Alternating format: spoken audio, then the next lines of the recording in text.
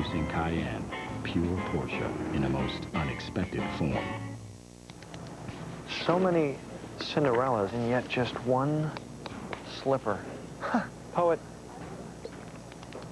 Is that a co-ed school? Oh, the Huskies, the big bone team. Hey, Craig, nice show tonight. Hey, Billy. Feel free. I was just letting it breathe. What's going on? Just the answer to everything.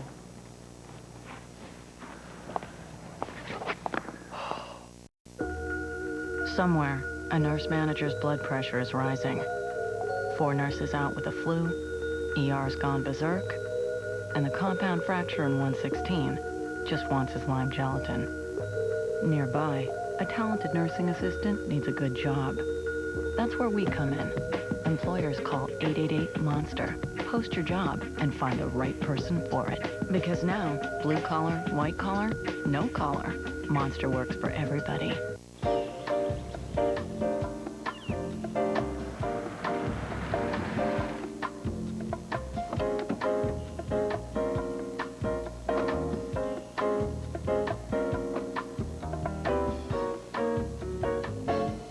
Cars with worn shocks can take 10 feet farther to stop. Next time you're in for tires or brakes, have your shocks checked as part of a Monroe Safety Triangle inspection. Monroe. Ride safe. They fought all season for this moment. CBS reveals the 65 teams that will make their move to March Madness, the NCAA Basketball Championship Selection Show, tonight on CBS.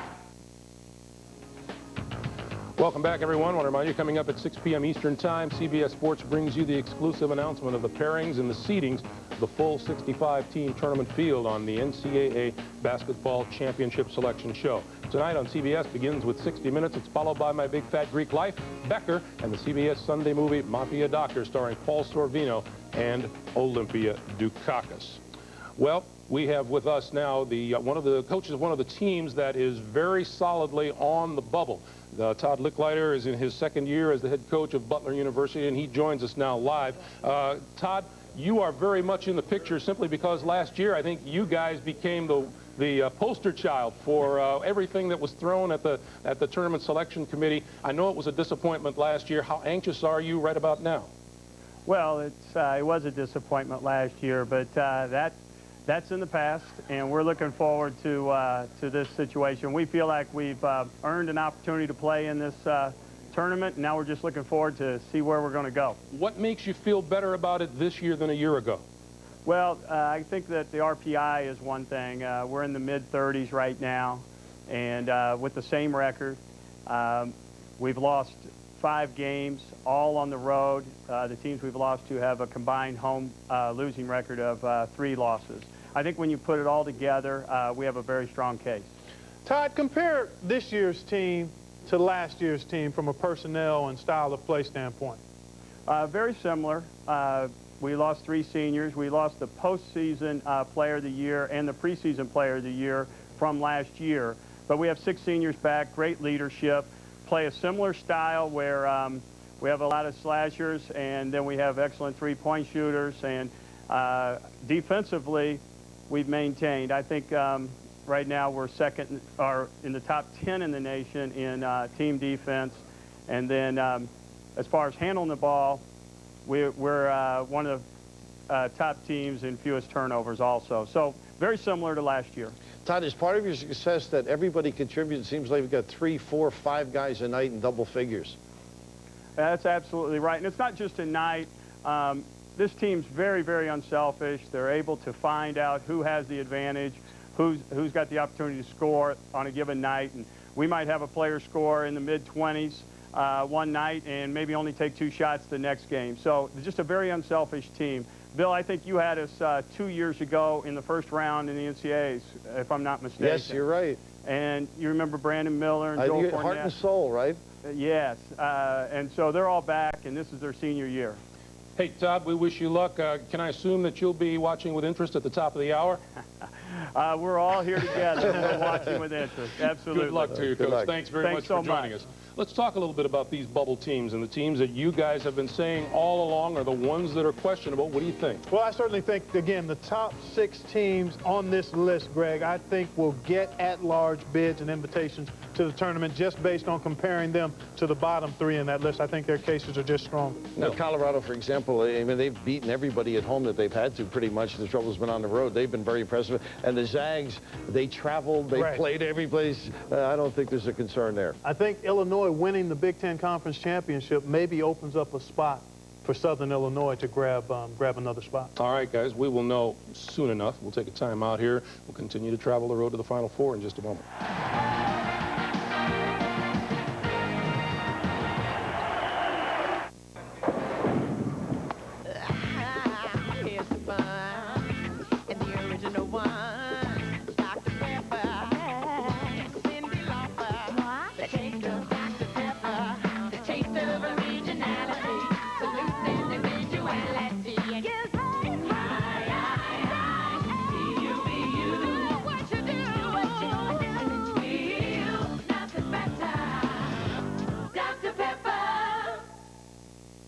If you're heading out there, I'll give you a tip. It's wild and it's far, and you're in for a trip. For just when you think it couldn't get rougher, the path goes crooked and the going gets tougher. But once you've traveled this far off the track, you won't settle for less, and there's no going back. The powerful Chevy Tahoe, like a rock. Right now, the only thing standing between the supervisor and his weekend is somebody loading this pallet on a 5-ton truck to Tuscaloosa. Nearby, a fast, dependable forklift operator needs a good job. That's where we come in. Employers, call 888-MONSTER. Post your job and find the right person for it. Because now, blue collar, white collar, no collar, Monster works for everybody. What? Oh, come on, come on.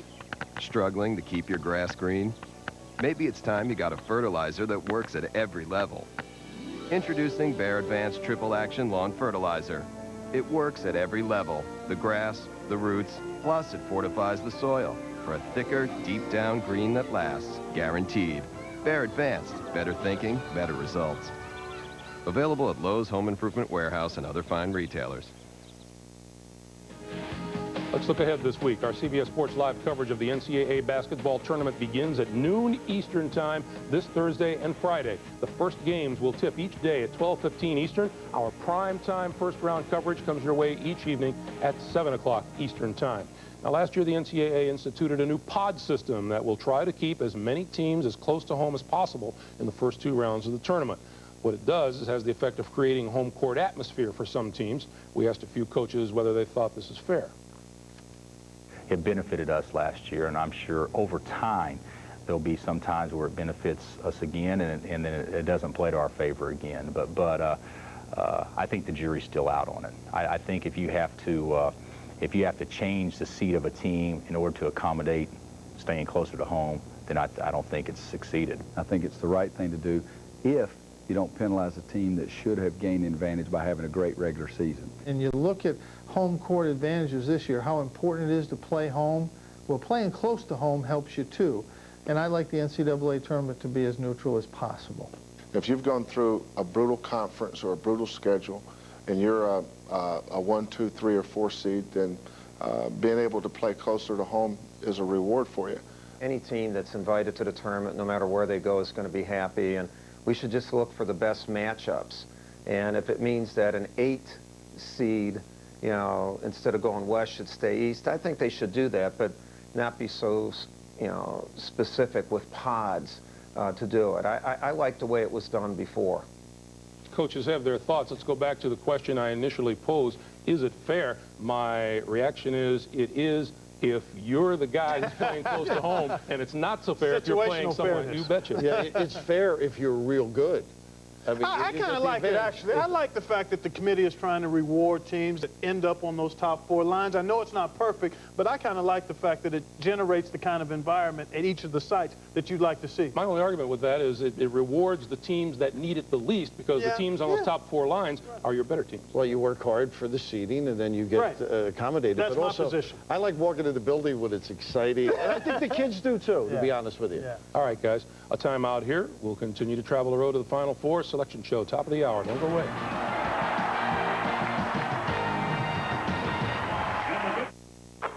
So now Valpo's going to have to go the length of the court, 2.5. The inbounds pass to be thrown by Jamie Sykes. Carter pressuring. It's to Jenkins, to Drew for the win. Good! He did it! Bryce Drew did it! Valpo has won the game! A miracle!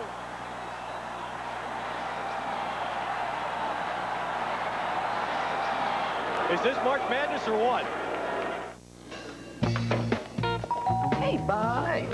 You get a new haircut? No.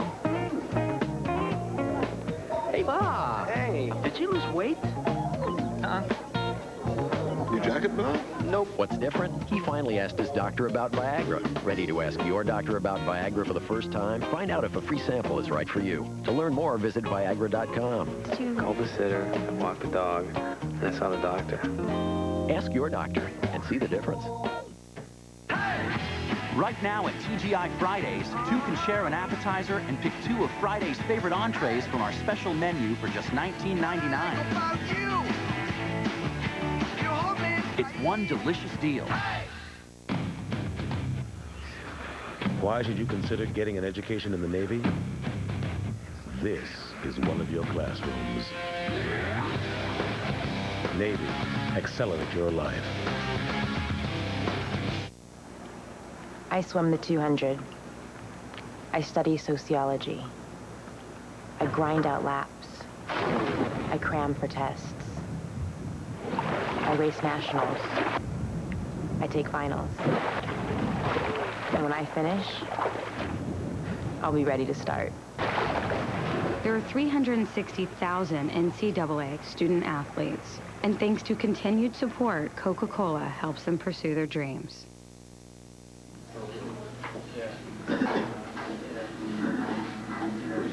Those are the Demon Deacons of Wake Forest University. They are sitting around just waiting to find out where they are going to go in the upcoming NCAA tournament. The Missouri Tigers, a valiant run through the Big 12 tournament, just falling short of Oklahoma. The Tigers also curious about where they'll end up in the tournament. And it's one of those teams that is very much on the bubble. The Salukis of Southern Illinois University. Bruce Weber is their head coach, and he joins us now. And Coach, it's too late to do it, but if you had to ask the selection committee for one more shot, what's your best argument for why the Salukis belong in the tournament? Well, first of all, we won our league, and we went 16-2, and the Missouri Valley Conference has great tradition, 90-some years. And we won 16 games in the league, and a league that had Creighton had been rated in the top 20 all year. And I think we're the 5th team in the history of the league that's won 16. We won 14 out of 15 to end the year. And, you know, our success last year, I got to believe the committee would look strongly upon our league to get 2 bids. Well, Bruce, you certainly made a very strong case, at least in our opinion. We don't have any influence over that. But talk about your feelings now compared to what they were a year ago at this particular time. Well, it's really similar. I mean, it's been a long week. We lost last year in the championship game. We actually had 26 wins, but our RPI wasn't quite as good. We're probably 34, 35 today, the last we saw. So, you know, we felt pretty good all week because people kept saying you're in. All the .coms, you know, said you're in, you're in. And then last night we started getting some inklings that maybe we weren't in, that we were on the major bubble, and I don't know what had changed, you know, overnight, but this morning it seemed like they had us back in there, and it was a sleepless night in Carbondale last night, and then today was a long day, and we're just anxiously awaiting. We're hoping that the Salukis pop up on the screen. Hey, Bruce, real quick, we were just talking about the pod system. When you're on the bubble, you really don't care much about the pod system, do you? No, we don't. Last year it worked out for us. We got to play in Chicago. We had our own pod system, and it ended up great for us. But we're just hoping we get, it doesn't matter if it's Spokane or wherever, Tampa, we just want to be in there. All right, Coach. We will find out along with you at the top of the hour. Good luck to you. Thanks very much for taking the time. Thank you. You know, it has to be an incredible feeling to sit there and go, am I going somewhere? Is my season over, or does it have a few more, notches in the belt? I always know where I'm going to be this time. That's right. We'll be right here. We'll see you right back here in just a moment. The selection show and the entire field revealed.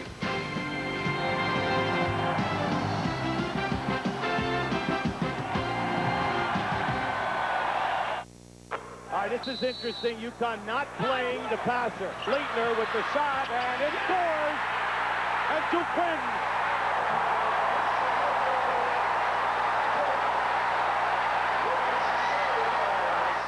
Tiger Woods shoots for a feat never accomplished in the history of the Masters. 3 consecutive green jackets. The Masters is on CBS.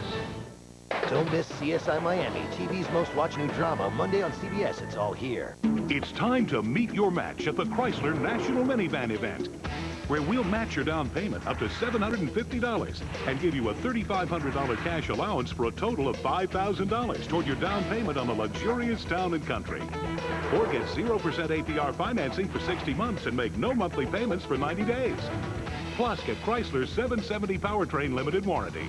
These are the best deals of the year, so hurry. Make your match at your Chrysler dealer today.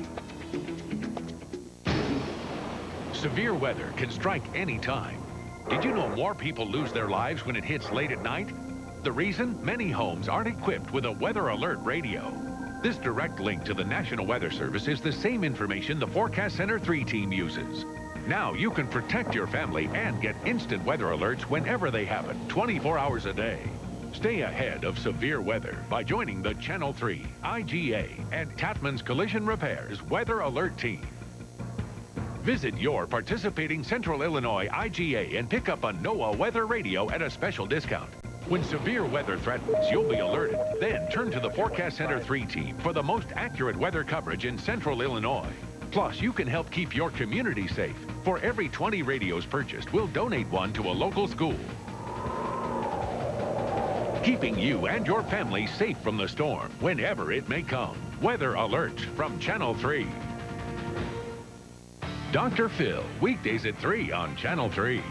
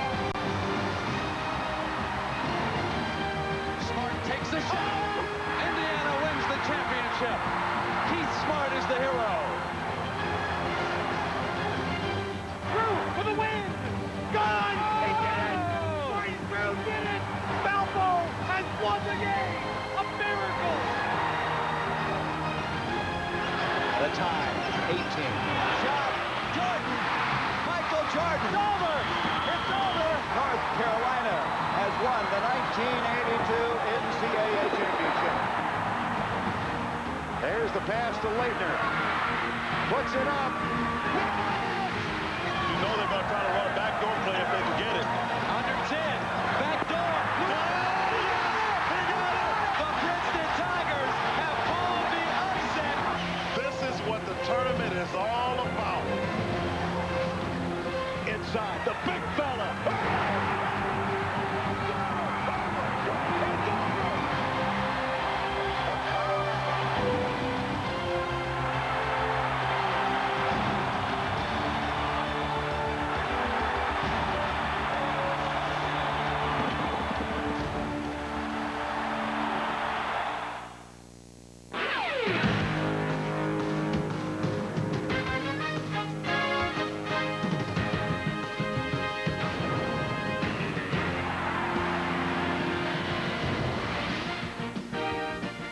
Well, hi, I'm Craig Gumbel. Welcome to our New York studios and to the NCAA Basketball Championship Selection Show. Tonight marks CBS Sports' 22nd year covering March Madness, and once again, from first round tip to trophy presentation, This is your home for all the emotion and drama that is the NCAA basketball tournament. I am joined this evening by my partners, Clark Kellogg and Bill Raftery, who not so quietly have awaited this moment. Well, there's nothing quite like it, Greg. Let's go ahead and show these people the field of 65. You going to let Bill have a word? Thrills and chills, exhilarating time for a lot of young people. All right, get your pencils and your brackets ready. Coming up, we'll bring you the exclusive live announcement of the seedings and pairings for the tournament.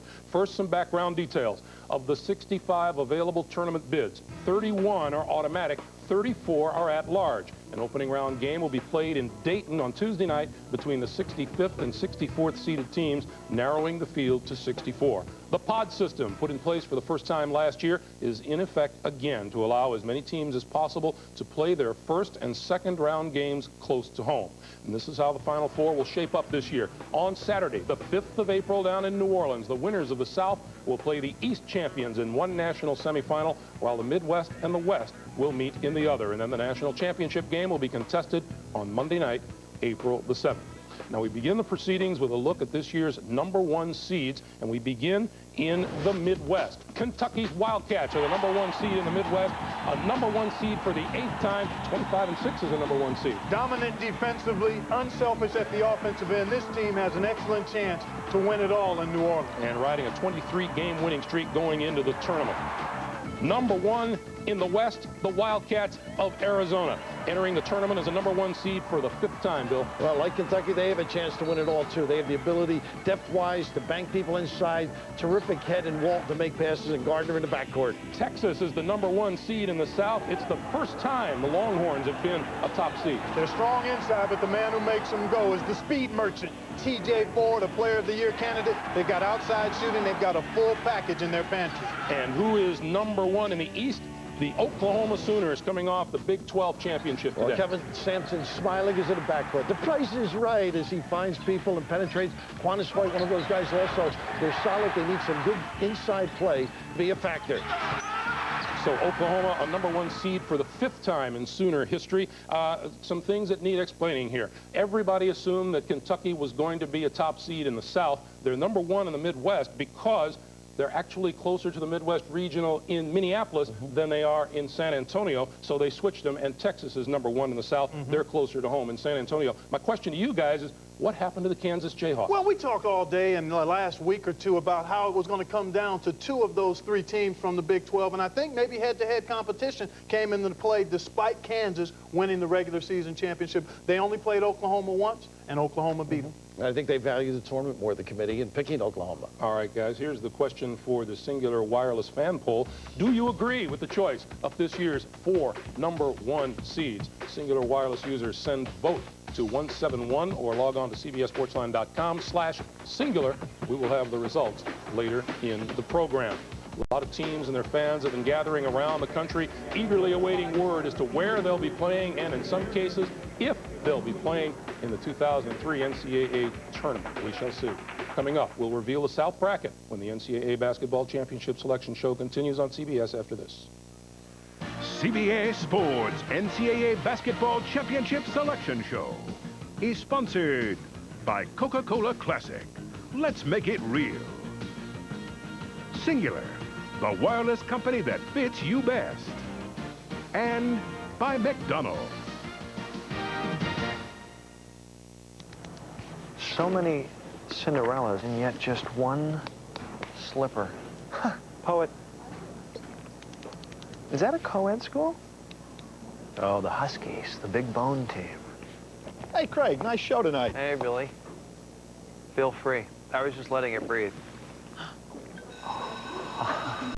What's going on? Just the answer to everything.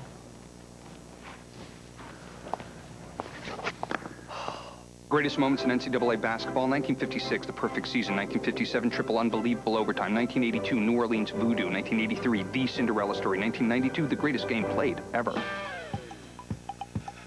Get the Singular NCAA text package, interactive voting, game starts, overtime alerts, final scores, plus unlimited text messaging for only $2.99 a month. I call it the Fred Jumper, never miss a moment plan. Go to singular.com/NCAA or visit your Singular store now to find out why Singular fits you best. When you serve billions of farm-fresh eggs, billions of cups of coffee made with some of the world's finest beans. And billions of biscuits made with real buttermilk. Egg McMuffin, hash brown, and a large coffee, right? Right. You're bound to have billions of regulars.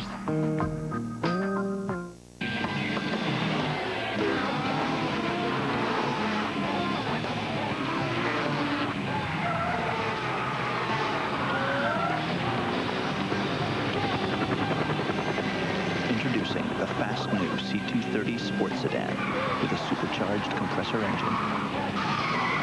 To catch one, you gotta be in one.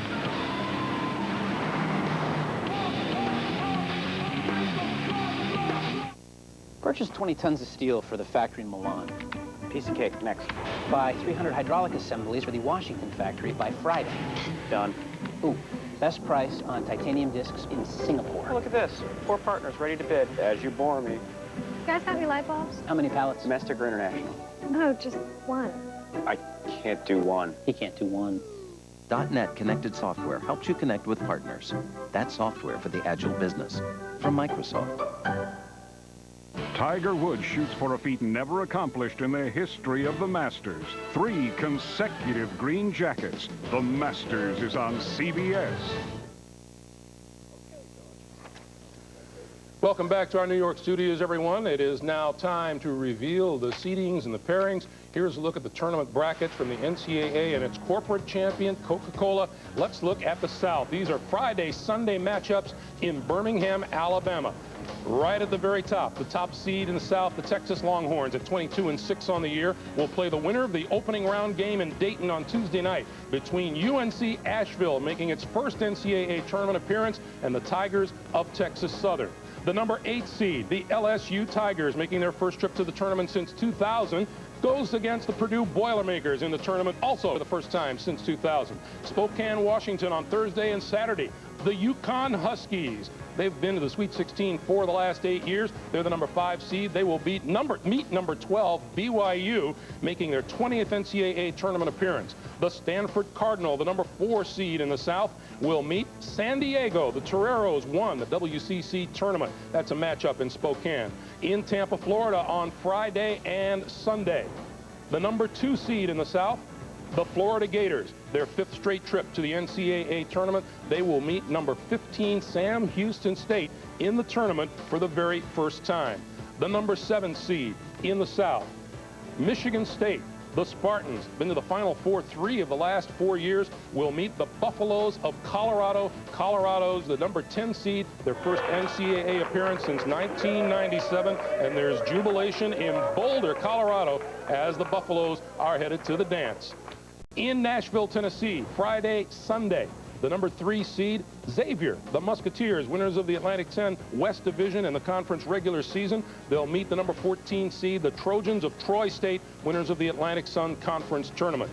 The number 6 seed, the defending NCAA champion Terrapins of Maryland, and they'll face the number 11 seed UNC Wilmington. The Seahawks won the regular season and the Colonial Athletic Association tournament. So that's a look at the South bracket. What do you guys see? Well, Purdue and LSU jumps out as a terrific game because LSU's getting better at the right time of the year. And then Michigan State, the Colorado kids, right to be excited. David Harrison with a triple-double against Nebraska. Stephon Pele, 27 points in the winner against Kansas. But think of it, just a couple of days later, could be Michigan State and Florida. Yeah, it could be. Actually, Florida being a number 2 seed kind of surprised me there. I didn't think they would get to that line. I thought maybe the 3 or 4 line, so that was a bit of a surprise. And then certainly you look at Maryland, UConn, LSU, all intriguing teams, and that LSU and UConn are getting better late. Maryland, a team with that valuable championship experience from a year ago. And I have to tell you right off the bat, that Michigan State-Colorado matchup looks like a dandy basketball game. 2 physical teams. All right, guys, we'll take a timeout. Next up, we'll reveal the brackets in the East when the selection show continues live on CBS in a moment.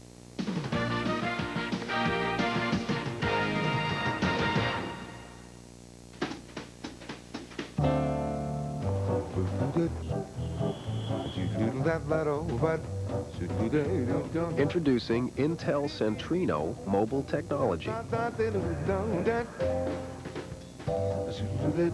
The new wireless laptop technology designed to help you untangle, unburden, and unwire your life.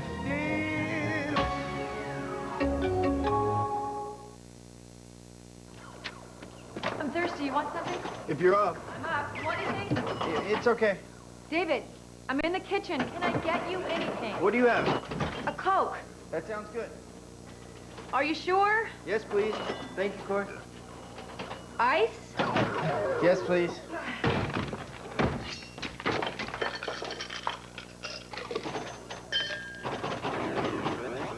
Thank you, baby. You're welcome. This is crabgrass. I don't want to see crabgrass in my lawn. We put down Scott's turf filter with Halts in the early spring. That's the only thing I ever use. Scott's puts this protective barrier over the lawn. And it stops the crabgrass from germinating. Turf filter with Halts. The best defense against crabgrass. Something incredible is happening to guys everywhere. They're defying gravity. Introducing Mach 3 Turbo. Total comfort whether you shave down or up. An anti-friction coating on all 3 blades. Plus a strip with more lubrication. So even against the grain, you get less irritation and the closest shave. Can your razor do this? Unbelievable. Mach 3 Turbo. From Gillette, the best a man can get. Try Gillette Series Shave Gel and get skincare with every shave.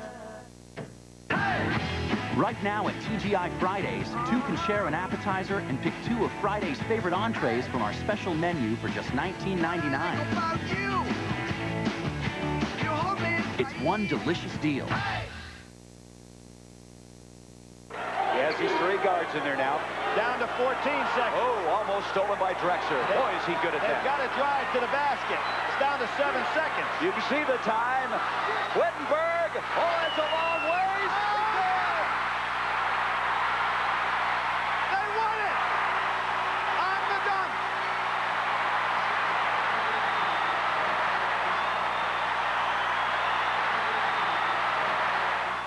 Tonight, spend some quality time with America's favorite new family comedy. I'm sorry, you're having sex. We'll be back in 4 minutes. And all new My Big Fat Greek Life. And what will it take to make Becker quit smoking? A couple of rats get emphysema. I'm supposed to change my life? I don't think so. A brand new Becker, right after My Big Fat Greek Life, CBS tonight.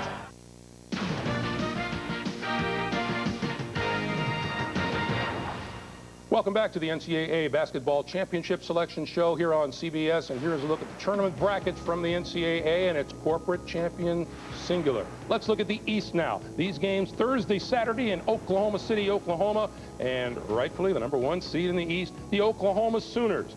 A 9th straight NCAA appearance. They were in the Final Four last year. They'll meet the Bulldogs of South Carolina State, the winners of the MEAC regular season and tournament.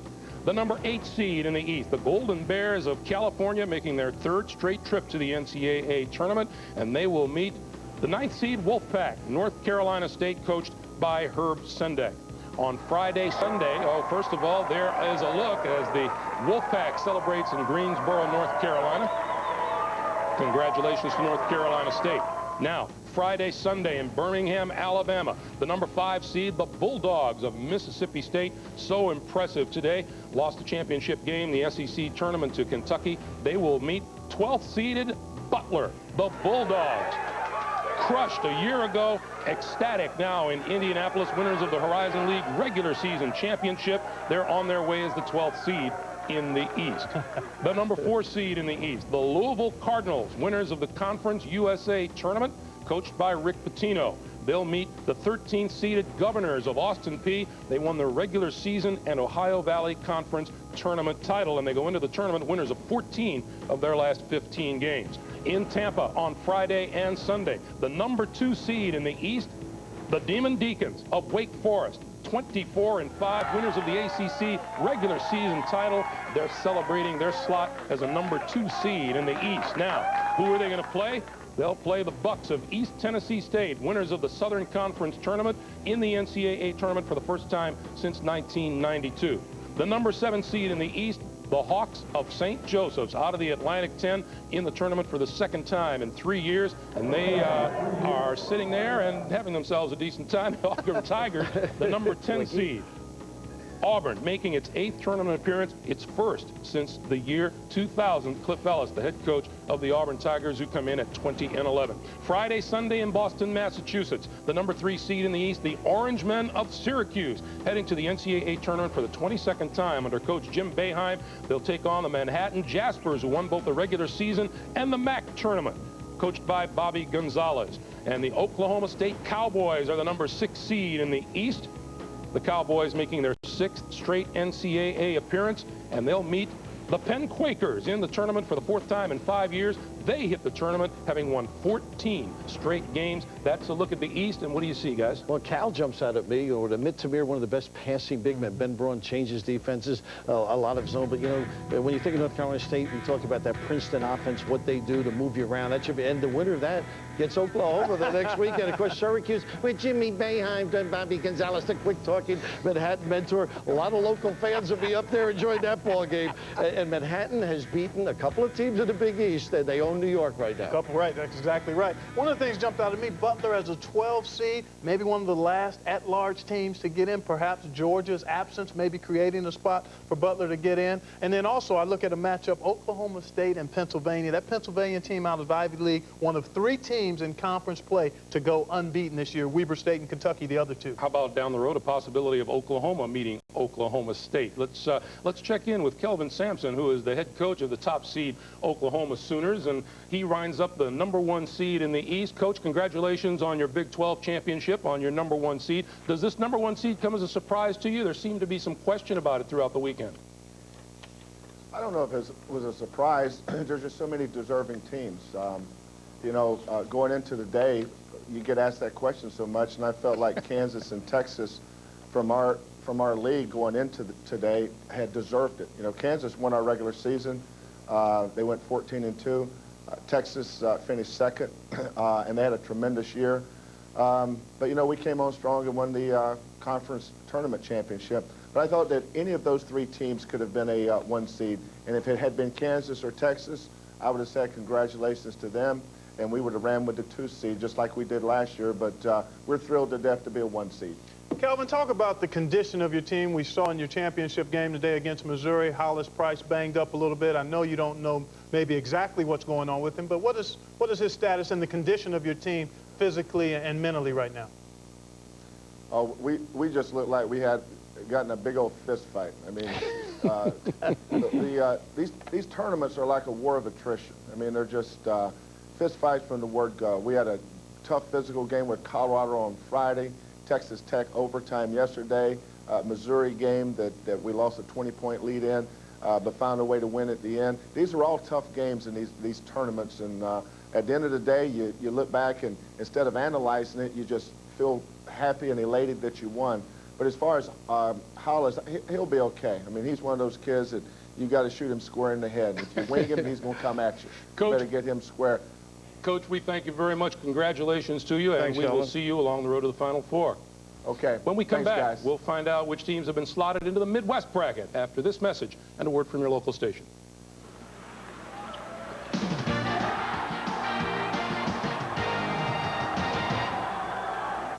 The Home Depot is more than a store. It's a powerhouse with powerful names and tools for mowing, blowing, edging, or just riding with the wind.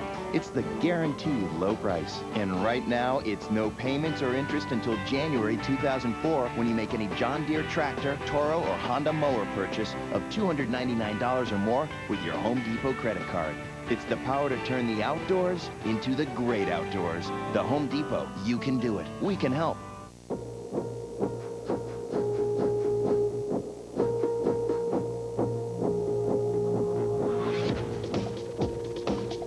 Impeccable road manners.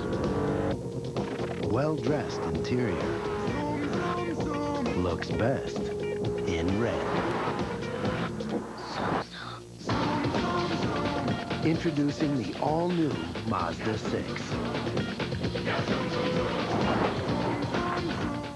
Manager, register 5.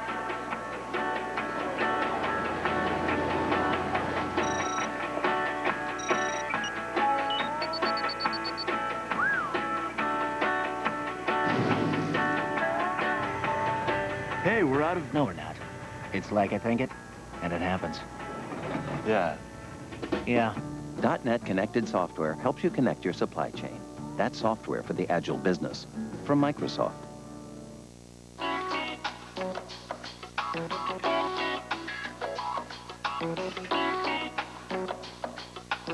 Michelin designed the cross-terrain SUV tires specifically for SUVs to help provide responsive handling and a smooth ride. You'd be surprised just how smooth.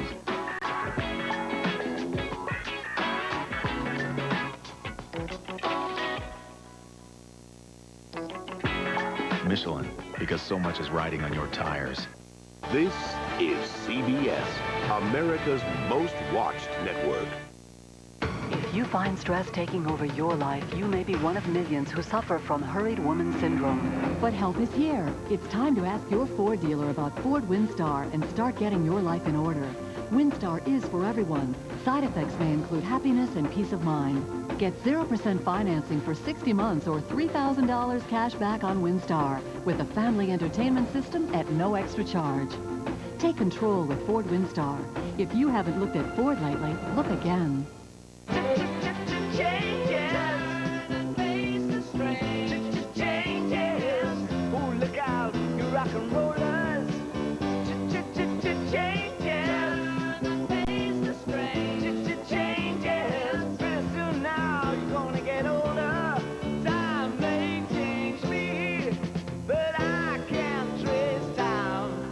That time may change me, but I can't trace time. Gabriel Martin and 3 News, celebrating 50 years in Central Illinois.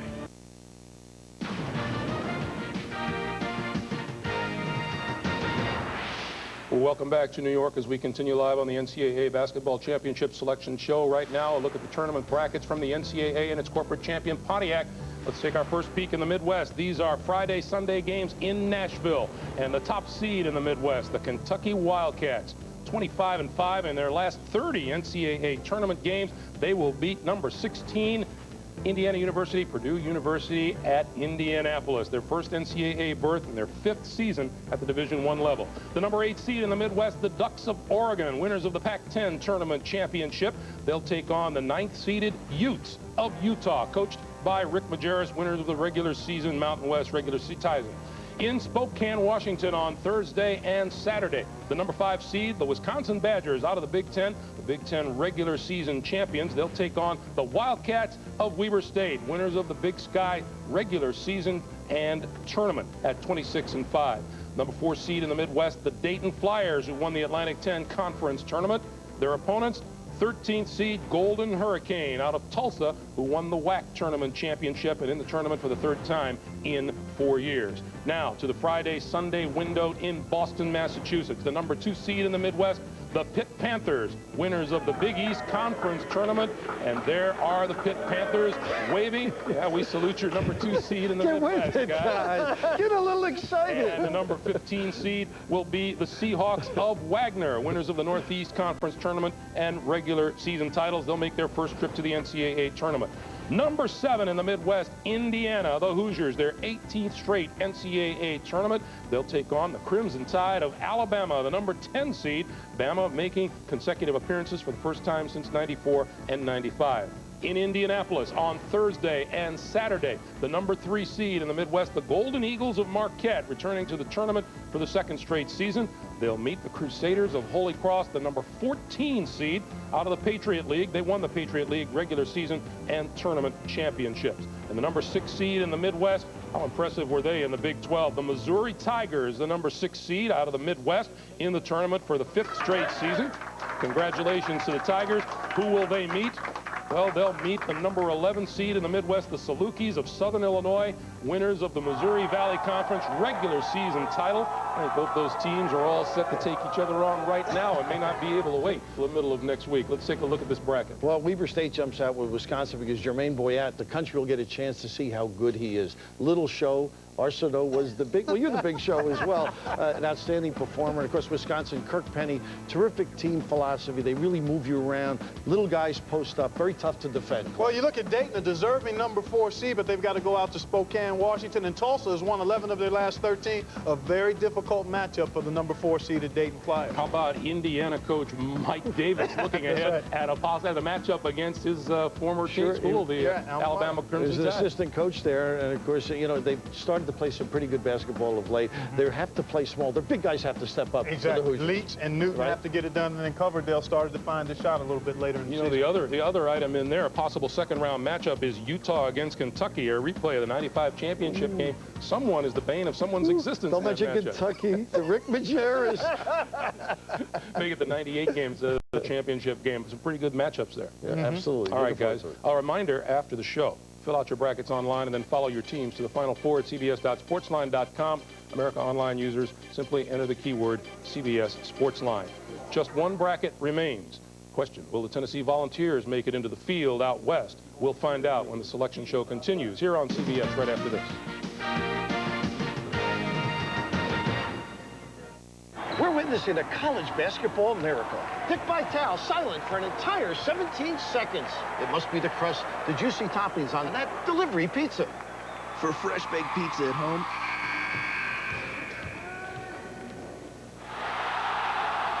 play DiGiorno's Advance to the Dance. You could win a trip to the 2004 NCAA Men's Final Four, one of 70,000 prizes. Details on specially marked boxes.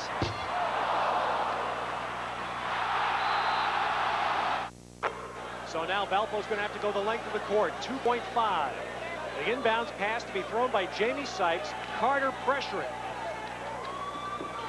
It's to Jenkins, to Drew for the win. Gone! He did it! Bryce Drew did it! Valpo has won the game! A miracle!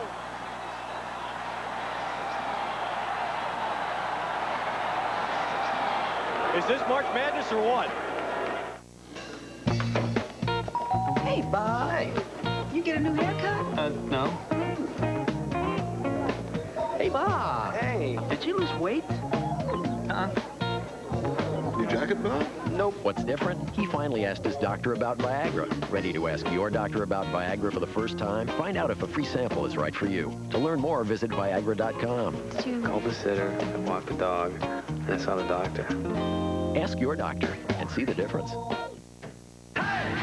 Right now at TGI Fridays, two can share an appetizer and pick two of Friday's favorite entrees from our special menu for just $19.99. It's one delicious deal.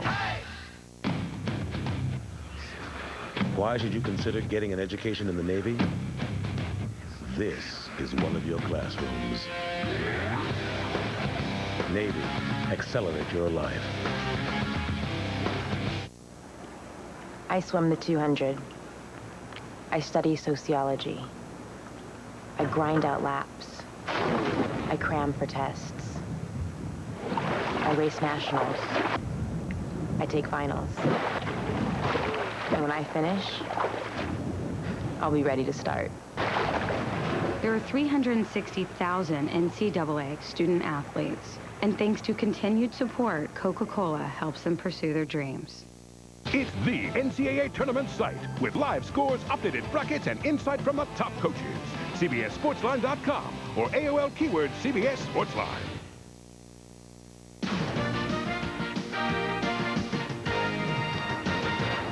As we welcome you back to our studios here in New York, a look now at the tournament brackets from the NCAA and its corporate champions as we reveal the fourth and final bracket representing the West. Salt Lake City Thursday and Saturday. The top seed in the West, the Wildcats of Arizona, their 19th straight NCAA appearance, the regular season Pac-10 champions.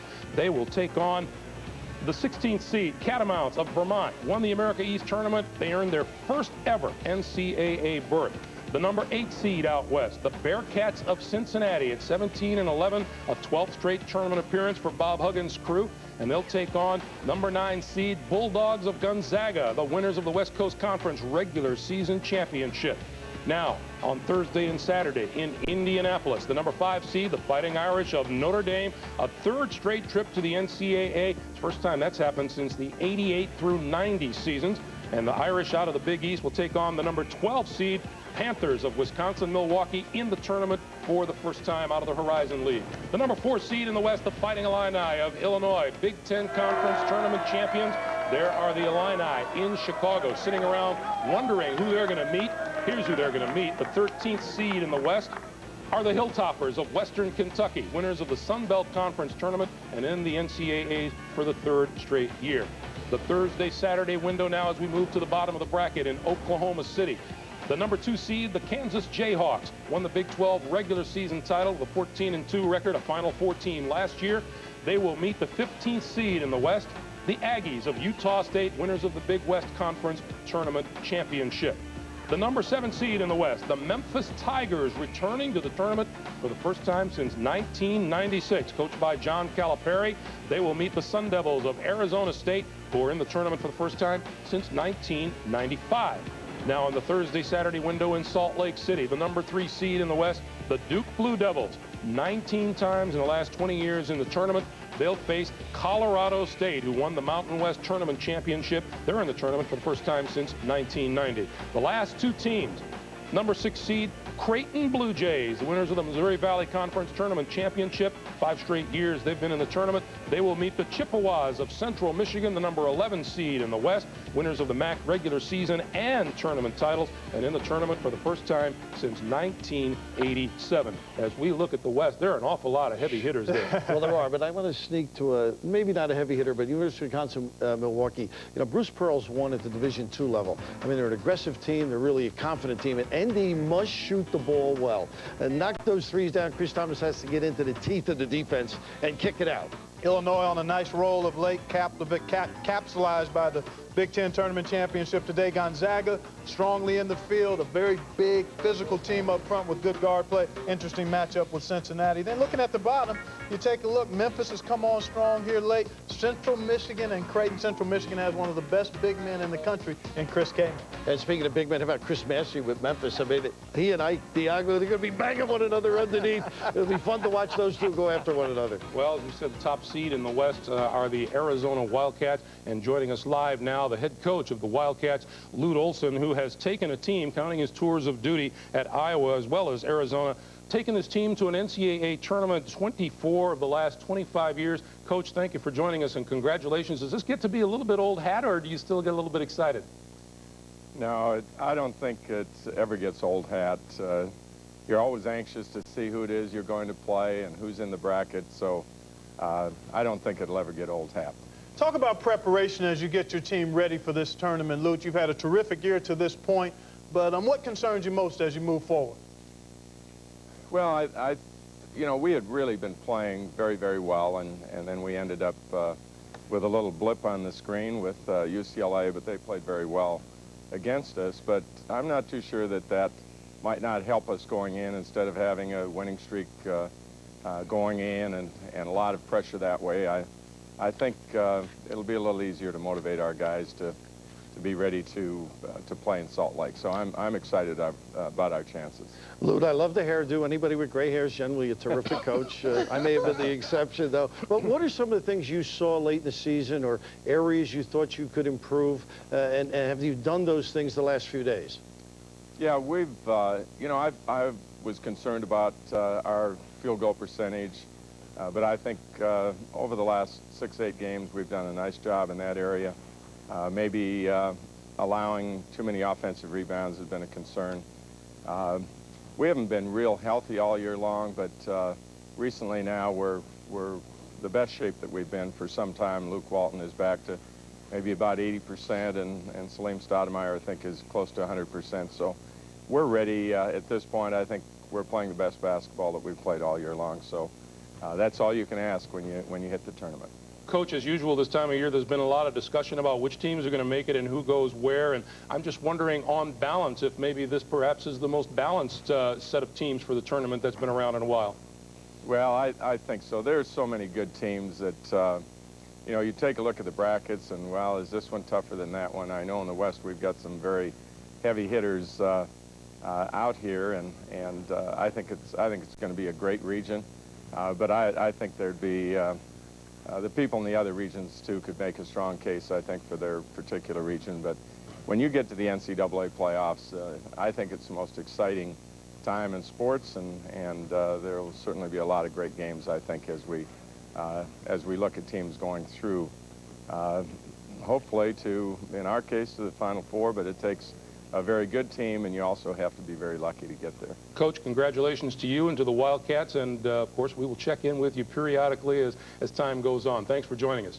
Well, thanks a lot, Greg. It's nice to be on. Thank you, Coach. Coach Lute Olson of Arizona. Right now, let's get a Midwest reaction. Head to Chicago in reaction from our colleagues Jim Nantz and Billy Packer. Guys?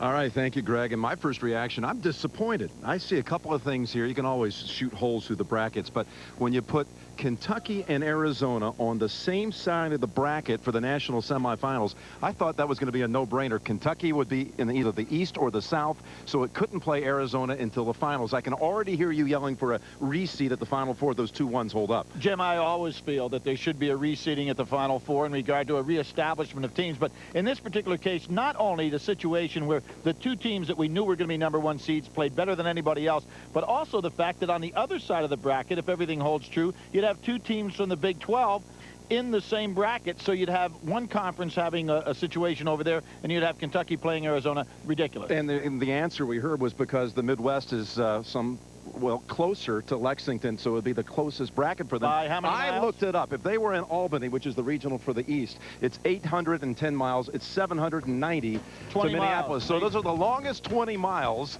and certainly impacting the brackets. The other thing that kind of stands out, Texas, because it'll play the opening round winner, the 64-65 game. Hey, we're going to ask Jim Livengood, but they're saying Texas then is the #1 team in the tournament. I don't understand that. I can't buy that at all, particularly in the fact, move Oklahoma. Wait a second. Texas got beat out in the quarterfinals of their conference tournament. Kansas is below them. Oklahoma had to get moved, so I think Texas got a big break there. And that West is just too loaded. You got Arizona, which was #1 most of the season. Kansas, the Big 12 regular season champ. Duke wins the ACC How about tournament. Illinois? Illinois wins the Big 10 tournament. Did they lock this in before today? Did these games mean anything today? It looks like the postseason conference tournaments were meaningless because Illinois, a team at a 4, we thought that they could even be as high as a 2. Okay, Billy, let's take a look at the conference breakdown. Does this fall pretty much like you saw it? Yeah, I think that falls in place. I think the Big East actually lost 2 of the bubble players in a situation where Seton Hall and BC were 2 teams we thought had a chance. But I thought Big East maybe could go as far as 6, and here they are down at 4. And the bubble teams you talked about here, Boston College out. And they won their division in the Big East. I'm going to have to ask a question about Texas Tech and Alabama, if those are 2 teams. Alabama's in, Texas Tech is out. How does that play? All right, so we have an abundance of questions out here in Chicago. And the last teams in, when you look at it, the at-large teams with the lowest seeds, and that would be BYU and Butler. Good for Butler getting in this year after being left out last year. Definitely. With the 25 wins, I think that they deserve a good shot. All right, we have the questions coming up with the chairman of the committee, but first let's go back to Greg Gumbel in New York. Greg? All right, Jim, Billy, yeah, don't go anywhere because we are going to let you vent on anybody we can grab. But first, let's take a look at the brackets one more time and just tell us what begins to stand out in your mind, and we'll begin in the South. Well, we'll take a look at the South and look and see what's going on there. I think when you look at the teams that could surprise that are playing really well, UConn, certainly LSU, one of those kinds of teams. We take a look at the rest of the field here. And Texas being #1, Billy and Jim both made some interesting points, although I'll take exception with the Illinois situation a little later. But again, the committee has some reasons for that. I'm not sure what they are. Bill, what else do you see on the... Well, you know, Chris, we're looking forward to seeing how Texas handles things as they with this defensively, but also Connecticut, another team. You know, the area of where should somebody be, who should be dropped, and we'll get into a few of those as we go along. Connecticut, a very tough team. I really don't have any argument in this area. No, I don't either. I think when you look at it on balance, it's pretty solid. And we go to the bottom half of the bracket. This was a question mark that I had just based on the fact that Florida stumbled a little bit late. I thought they maybe got seeded a little higher than deserved by getting that 2 seed. But everything else in that particular region, Xavier, I thought deserved a 3 based on their long winning streak. Even though they had the loss at the end, I thought they deserved it. And then number 6 seed, Maryland. Dangerous team there. This is a team that I legitimately has a shot. Although UNC Wilmington knocked off USC last year in the first round. All right, guys, let's take a review now of the East. And the East is one of those teams that are one of those areas that Jimmy and Billy are just, I think they're just waiting to go like crazy against Jim Livengood. Well, how about Syracuse? If, in fact, they're able to advance according to form, they would be playing in Albany in the regional, which would be very comfortable for the Orangemen. Yeah, let's take a look at the, you know, the Orange, too. Jim Boeheim is got to be, you know, really antsy to get underway because I know his school feels like it, you know, it put on a good showing in the Big East, and there's even more coming. Yeah, they've got a very good basketball team, one of the best players in the country in Carmelo Anthony. And the advantage of the pod system will be near home. He'll be a very happy guy. Do you like the pod system, by the way? Well, I think it's for a reason. It's for the better teams, is to give them a little credit for their job well done. Mississippi State, you know, I was thinking when the Butler kids were jumping on that pile, when they got off the pile, they said Mississippi State. You know, pretty darn good. And the Louisville Cardinals are there. And St. Joe's another one of those teams, I think, legitimate backcourt. They could really make some music. All right, let's go to the Midwest now. And the rundown has Kentucky up there at the top against IUPUI. The Jaguars got in one of the magic moments so far of the tournament. Ron Hunter, the coach there, Oregon and Utah. Interesting styles here. When you look at Oregon, Utah, you look at Wisconsin, Weber State. And again, Dayton, a number 4 seed, deserved that, but has to go out to Spokane, and they'll face a very tough and streaking Tulsa. In this portion of the bracket, I know we're talking about dangerous teams. You guys talk about Holy Cross all the time. Well, this is a tough matchup for them. When you look at this matchup, the physicality of Marquette up front may be a little more than Holy Cross can handle, but they're a very solid basketball team and still dangerous. And I think Pittsburgh has a legitimate right not to be a number 1. All right. Why? How could they be a number 1? They rolled the table here. They played great basketball. They didn't have a. They were 16-0 at home. You're going to bring that up. No, I'm not going to bring it up. On the road. I thought. But there's I think Illinois has a complaint. I thought they should be higher seed. Oh, okay. Higher in the West than they are, and Arizona, number 1 seed, will take on Vermont. Look at the other half, and you see Duke ranked ahead, and you also see Kansas up ahead. And Kansas, again, it was a debate between who could get that number 1 seed. I don't think you can argue there. And watch out for Texas, Memphis. Oklahoma, or Kansas. Well, guess what? The live meet is coming up. We'll talk live with the selection committee chair, Jim Livengood. We continue on CBS right after this.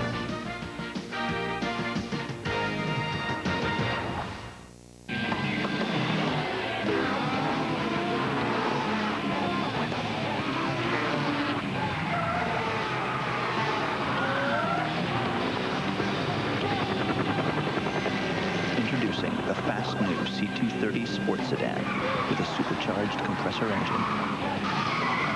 To catch one, you gotta be in one.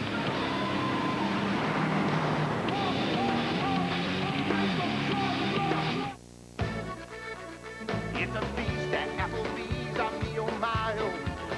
And let's fight them, sure is nice, I love them combos. Cajun combos get me know twice the meal. Well, I'm gonna get my fill with one great deal. Cajun combos make my mouth go ooh-wee. Slice it up, can't get enough of Applebee's. Eating good in the neighborhood.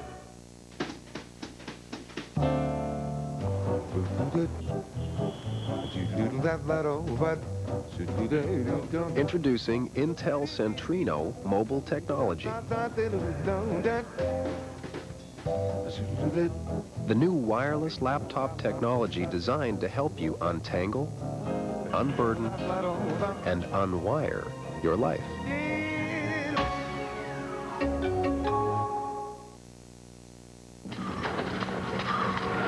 Going a full 12 rounds is all about stamina. That's why I like high endurance from Old Spice. No deodorant protects better. And it lasts longer because it evaporates more slowly. Want proof? If you're not convinced, Old Spice will buy you a stick of your old stuff. Let me put it this way. High endurance lasts longer than I do. I'm working on that. Morning, William. CJ. How you doing? How you doing? Sometimes you wanna go where everybody knows your name.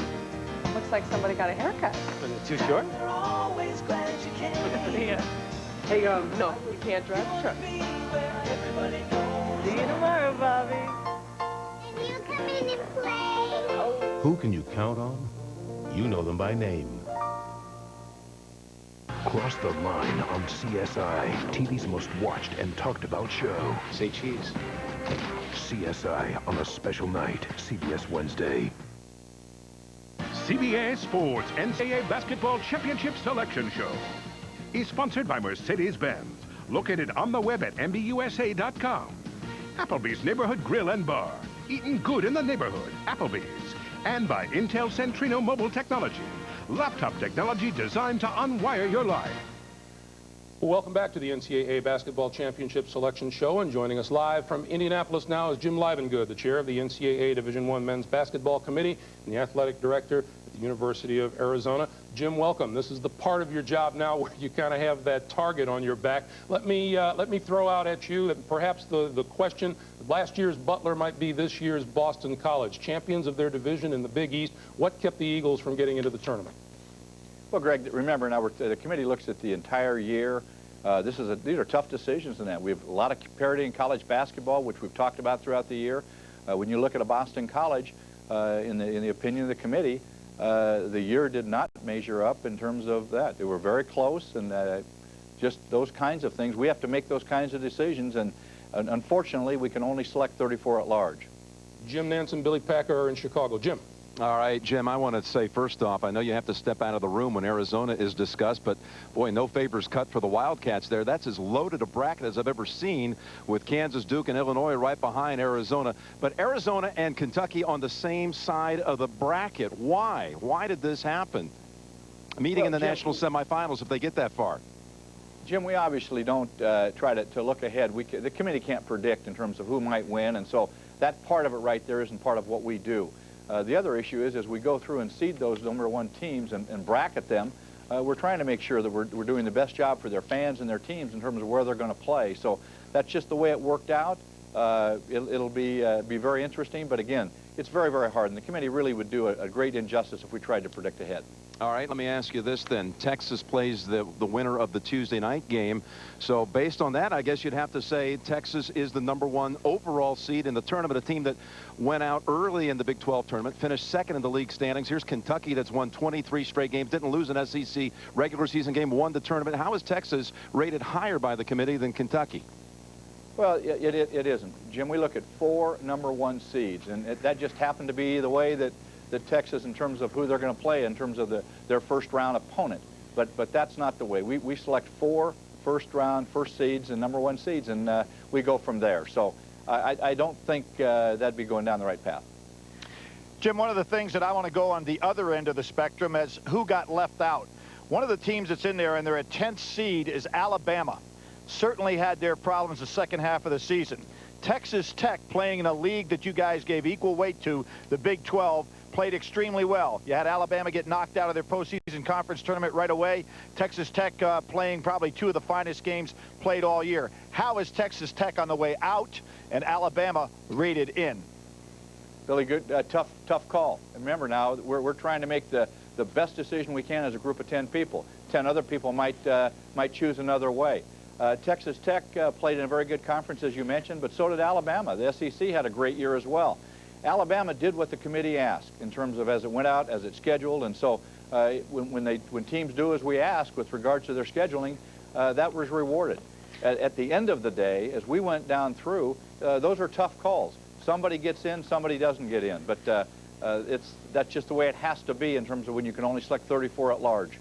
One other thing I want to ask in postseason conference tournament. Now let's take a look at Pitt.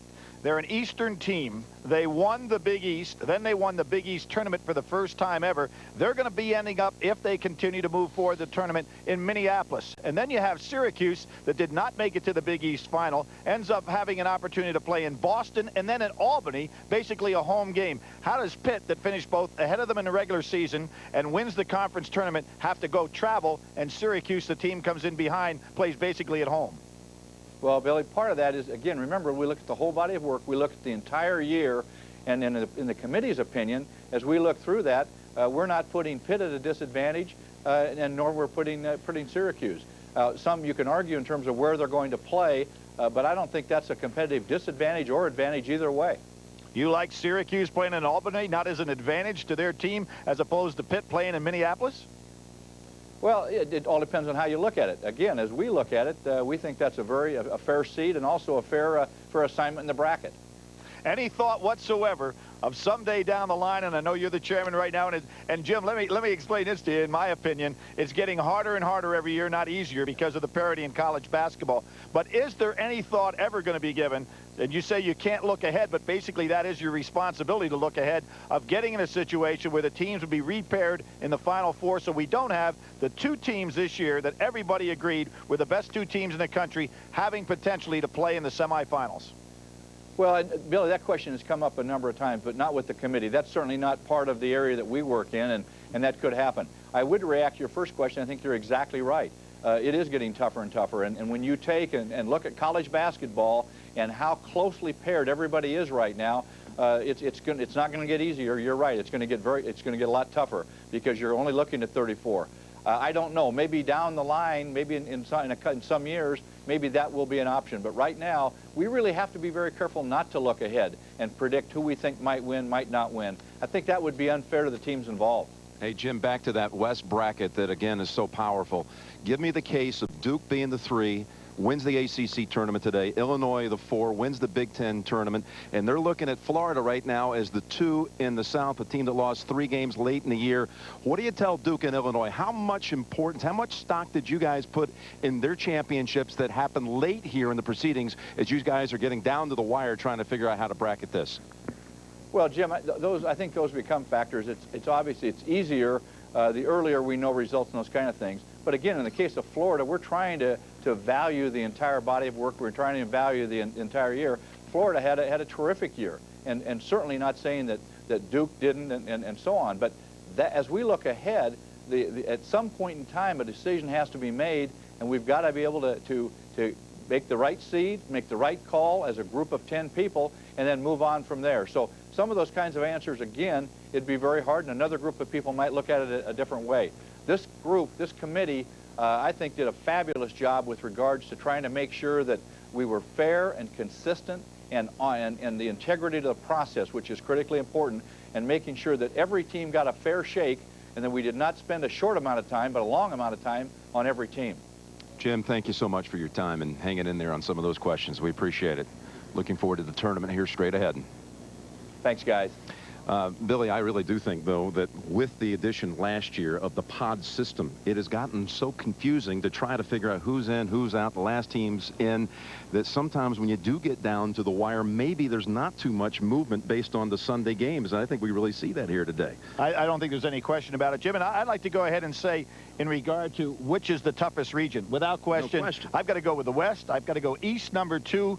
And I think that the South is number 3. And without question, I think Kentucky finds themselves in the driver's seat, and maybe they deserve that. They were the best team in the country in regard to particularly down the wire here. Kentucky behind it has Pitt as the 2, Marquette the 3, Dayton the 4, and Wisconsin, which won the regular season but went out in its first game here at the Big Ten tournament, is number 5. Let's make a few predictions here. Some sleeper teams, and what catches my eye right away is the South bracket, and in the 5-6 slots, UConn and Maryland both could be extremely dangerous. Well, when you think of what they have accomplished throughout the course of the year, particularly the way that UConn came out at the end of the year as a 5 seed, that is strong. And here they are, a 5 seed right alongside of Notre Dame in another bracket as a 5 seed. No comparison between what those two teams did at the end of this year. Any other sleepers we should watch for in your eye? Well, I think that what is really interesting to me is a club like Mississippi State that showed today. Everybody ran roughshod over Kentucky. I like Mississippi State's chances. All right, first glance, our picks here for the Final Four. Well, I'll go along with you. I'm going with a chalk. I'll take Duke in the West, okay? Duke is a 3 seed. Mike Krzyzewski told you he didn't want to see you play Arizona. All right, Kentucky is the only 1 seed I have. I'll take UConn as the big sleeper, as the 5. You live there. In the South, and Louisville in the East. Patino said he should have been a 1. All right, Billy, can't wait to get it started. Let's go back to Greg in New York. Billy Packer has a reason for everything. Thank you, guys. Bill Raftery, what do you think? Kentucky in the Midwest, Arizona in the West, the South, Maryland. All right, now when you come to sleeper teams, for Clark Kellogg, anybody who didn't win the championship is a sleeper. But what about you? Eastern Oklahoma. Yeah, sleeper, I don't know. Maybe Memphis. I mean, it's a tough bracket, though, in the West, though. All right, Clark. Yeah, I'll take a look at Arizona in the West. If they falter, I like Illinois. Then Kentucky in the Midwest, certainly Texas out of the South. And I like Syracuse. The fact that they could play in Albany in the regionals could be a huge help, and I think they got a chance to get to New Orleans. All right, now, there is no question, as Jim and Billy said, there's no question that the meat of this tournament is out west. I agree wholeheartedly. Absolutely. Because you can make a case for Illinois having a higher seed. I think they were fairly seeded at 4 based on their body of work. And then a couple of teams to keep an eye on that could win a game or two more than expected. How about Memphis, certainly? How about Weber State? And certainly Tulsa is on a roll. They won 11 of their last 13. The West, I think, is impossible. With Kansas in the back, Duke as well, of course, with Arizona. I mean, Illinois, too. I mean, it's not going to be an easy road for Lute.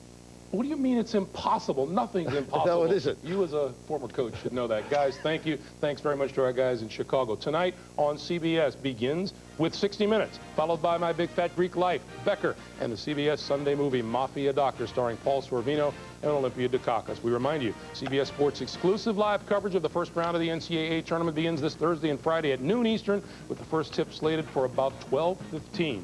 We'll also have live primetime coverage on both nights beginning at 7 Eastern time. Let the madness begin. For Clark, Raft, Jim, and Billy, Greg Gumbel in New York, for all of us here at CBS. See you Thursday.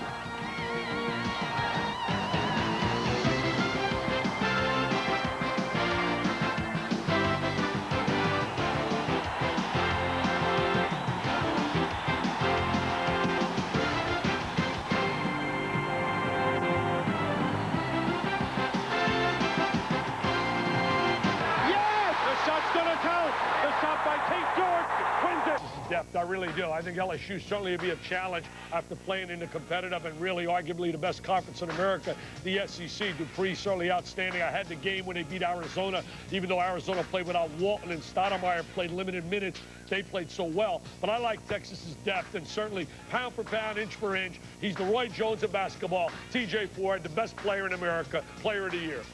TJ Ford, why? Quarterback. Get it done, score, dish it. He's unbelievable. He's the quickest guy in the country. You can't guard this man. If you stay off him, he still finds a way to penetrate. He's great ball faking. He knows how to hit the jumper, but in transition, he's as good as anybody around. And one-on-one, he's hard to stop. He's very quick, and that's the reason why Texas is so good. You know, Hoops fans know who David West is. The rest of America may find out. This tournament could be a showcase for the guy on Xavier, the 3 seed. But America, it's almost that's just about as close a split as we've had, a 59 to 41 split on Maryland over Xavier. How do you see that game? Well, you know, Maryland's going to have to bounce back to not play well at the end of the year. Lost to Virginia down there, and then they lost that game in the tournament. Bottom line is Maryland, though, has been very tough all year with Nicholas and Blake. I think they're going to respond, but Romain Sato is outstanding. Don't forget Sato. When you look at Florida, we talk about Matt Bonner. You've got to talk about their 2 freshmen. Freshmen, by this time of the year, are sophomores.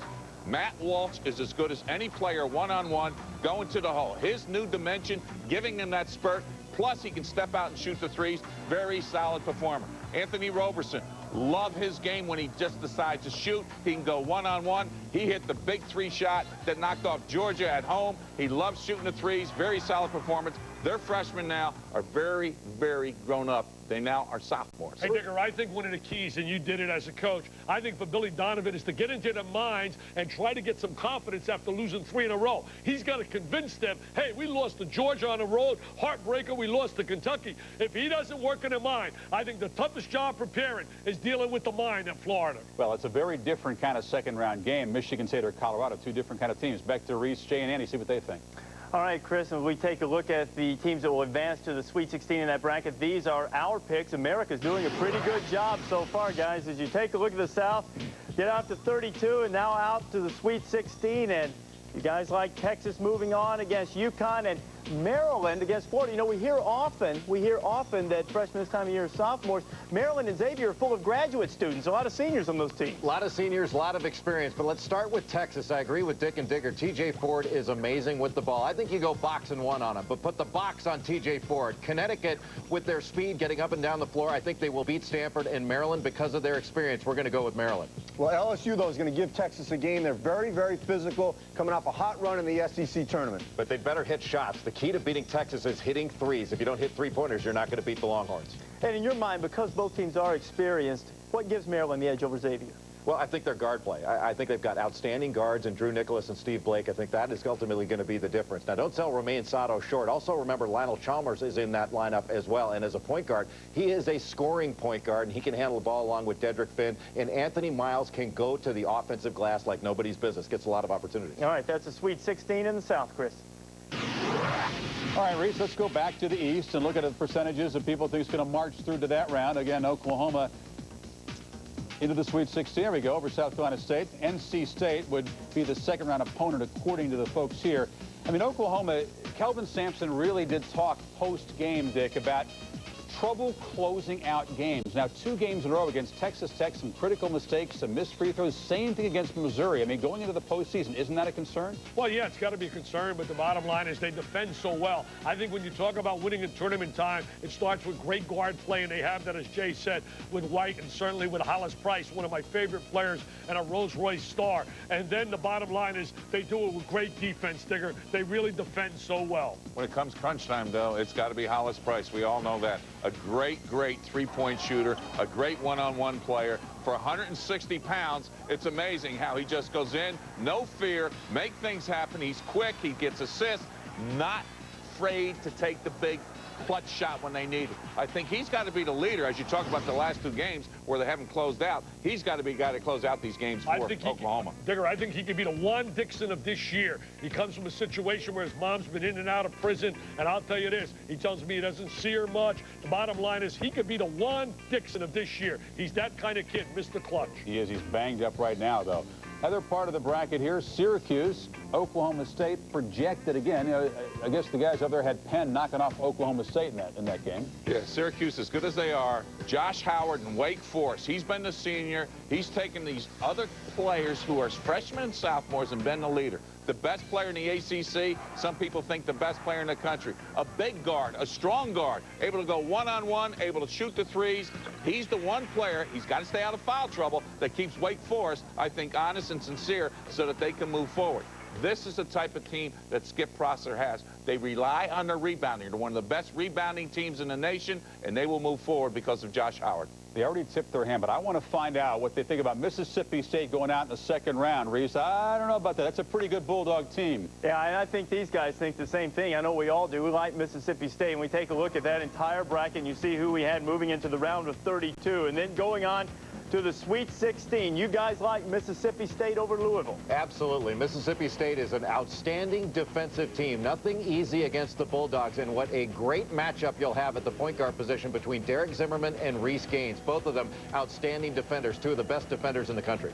But the biggest question at the top is the health of Ebi Ara. He's got the fracture in his left wrist. Did not play well again today. If he can't go well, they may struggle at the top half of this bracket. Yeah, I don't think it's his health. I think it's his confidence. He was not playing well before he hurt himself. He's had a rough year, and I agree, though. Ebi Ara is the key because it gives Oklahoma a 3rd scorer.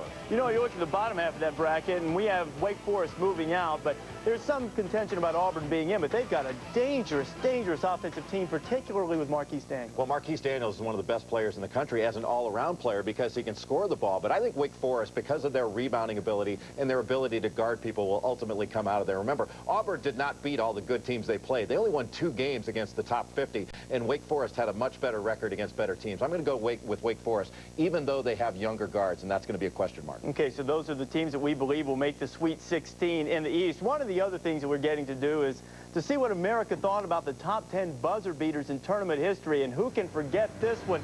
I know, Andy, you were just a little tiny boy when U.S. Reed launched one from half court for Arkansas to beat Louisville. U.S. Reed's buzzer beater at number 8. Bracketology 101. We continue now in the Midwest region. Kentucky, the top seed. Vastly different potential second-round opponent, Oregon or Utah. Of course, Utah without Britton Johnson, who sat out the Mountain West tournament in large spleen. If they don't have him, then they're not going to have a chance. Yeah, they won't have a shot against Oregon. Oregon playing really well now. Jackson and Ridnour seemed to get out of a little slump they had in the middle of the season. I thought they were shell-shocked when they got beat by Cincinnati, and it took them a little while to get it back, and they have gotten it back, Ernie Kent. But I tell you right now, Oregon should win there, but not enough for Kentucky. Kentucky, Keith Bogans. He's been the story all year. The best decision he made was to stay at Kentucky and play his full career. Solid performer, not forcing the threes like he used to, and I think the fact that they go inside more, he's got more of a power game going into the paint. His balance, his offense, his one-on-one ability is the reason why Kentucky does have a perimeter game. Missouri, meanwhile, against a tough defensive Marquette team. Indiana, America thinks will advance past Alabama and take on a Pittsburgh team that gets the #2 seed, not the 1 seed. And, of course, Brandon Knight appeared to be okay. Didn't really seem to be bothered by that injury at all in the Big East final. Well, the key for them is they got to make free throws down the stretch. But I love this Pittsburgh team. They play great half-court basketball. They execute well. Ben Holland's done a phenomenal job.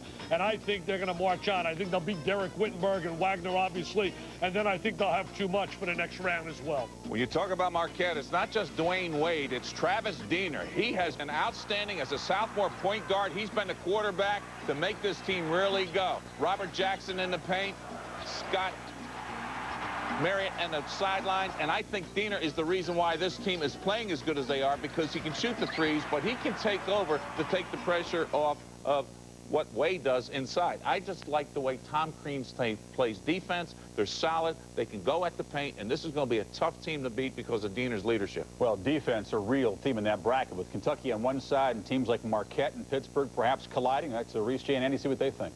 It is going to be tough to get baskets there, Chris. We got them down to the round of 32, now out to the Sweet 16. Now, you sort of put a star beside that Wisconsin first-round game against Weber State, but if they get there, you like their chances to go to the Sweet 16. Yeah, absolutely, because when they play Tulsa, Wisconsin has an offense that posts its guards. It's a continuity, and Devin Harris and Kirk Penny post up a lot. I like them there, but watch out also for that Marquette game, because Marquette and Missouri, that could be Southern Illinois and Holy Cross playing there. If those guys decide they want to strut into that first-round game, they better be prepared. Well, don't undersell Missouri's defense. They did a great job against Kansas in the Big 12 tournament. This could be one of the better defensive games. Missouri, a real sleeper in this bracket. A lot of pick and roll in that game between Missouri and Marquette, but Pittsburgh is the team that I would watch out for in that bracket, because Pittsburgh is playing the best basketball out of that whole bracket right now, except for Kentucky. Pittsburgh is playing extraordinarily well in the defensive end, and they are hitting their shots, especially guys like Julius Page and Brandon Knight. Brandon Knight started out the season shooting the ball horribly, but he has really picked it up over the last month, and that team is playing with a chip on its shoulder. I think they're going to be really difficult to beat because they're tough and hard-nosed. They are tough, but the big question, once again, is health. Chevy Troutman and Brandon Knight, if they're healthy, certainly then Pittsburgh's got a great chance to advance. Minor flesh wounds, they'll be fine. I'll give you one other thing to worry about. Free throw shooting. Got to hit them down the stretch, and we'll see about Pittsburgh and their ability to do that. They're going to stroke them home? All right. That's what the experts say. Out of the West, guys, of course, Arizona, the #1 seed. And if you're just tuning in, those percentages we're showing you to the right of the team, that's what America thinks on ESPN.com. The percentage of voters who think this team's going to get through to the Sweet 16, and almost 96% of you think Arizona's going to get through to the Sweet 16. Gonzaga is the favorite. Now, they're no longer kind of the Cinderella darling team. I mean, they didn't have Corey Violet, their big guy, in the conference championship. They better bring all the big guys and all hands on deck if they're going to play Arizona. Well, the thing they got going for them is they played such a tough pre-conference schedule. They really don't fear anyone, but I don't think they have enough to be able to beat Arizona with the combination of Gardner and Walton, a tremendous tandem. Illinois, very dangerous. Leadership, D. Brown. He's taken the team over. He's really mature. We can talk about Brian Cook. We can talk about what Sean Harrington does shooting the threes. We can talk about what Roger Powell does for this team. But D. Brown's got to be the leader. I love the way he explodes to the basket. He can dish it. He can shoot the threes. And with his leadership now, I think this Illinois team, after winning the Big Ten championship today, is a very solid team to make a run at the Final Four. Bottom half of the bracket, Dick, while you were flying up here in your Learjet or Gulfstream, whatever it was, Mike Krzyzewski was at the postgame talking about how emotional he felt for this Duke team, how he felt they'd been kind of unappreciated all season long. And a big percentage thinks they're going right back to the Sweet 16 to take on Kansas. Well, I think there's no doubt in my mind that they've been unappreciated from the standpoint that expectations are so high. The standard there is so high. Bottom line is they lost so much from last year with Dunleavy, Boozer, and Williams, and they've responded and having a great year basically with a young team. Very dangerous team, but I agree with when you talk about the shooter. Korver can flat out shoot, as Jay said, and he can carry a club, but I got Duke moving by them, setting up a Duke-Kansas matchup. Well, Kansas, when they lost Wayne Simeon, was very simple. Put Jeff Graves in that paint, and when he started to play, he's a double-double guy that gives them that extra punch to take the pressure off Nick Collison. It also allows Heinrich to become a better shooter on the perimeter, and when he makes his moves, he knows how to seal, he can score, and from that standpoint, if he stays out of foul trouble, I really think that's going to be the key to Roy Williams' team. Even though they don't have depth, I just think Collison and Graves inside, Langford and Heinrich, as well as Miles, that team will play a lot of zone. This team's going to move forward. I think they'll move forward to the Sweet 16, but I think the injury to Wayne Simeon is the single most significant injury of any team in the country right now. They just don't have that big body and that enforcer in there. But I think their size inside could be a problem for Duke because they are physical, big inside, like Maryland is. All right, indeed.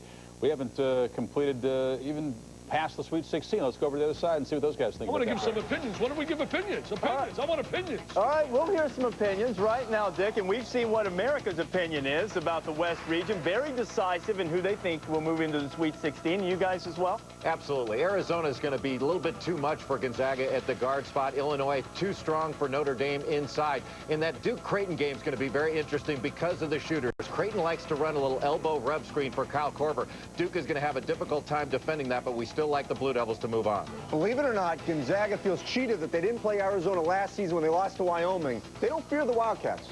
Well, they'll have an opportunity if they can get past that first-round game. You know, if you're going to win a national championship, sometimes you got to have a little bit of good fortune, and it doesn't hurt to have a point guard with some serious speed and ball handling skills like an our number 7 buzzer beater. Cameron brings it into Tyus Edney. Edney with the basketball into the front court. Down through the lane. Goes down. Yeah, baby! Yeah, baby! LeBron wins! Yeah, baby! Yeah, baby! Yeah, baby! How in the world did he go the entire way? We're only halfway through the madness. Our experts have broken it all down. You voted. So who's it going to be? We're taking you from the Sweet 16 to national champion. And the teams who are all dressed up with no place to go. Comparing notes on the tourney's greatest snubs.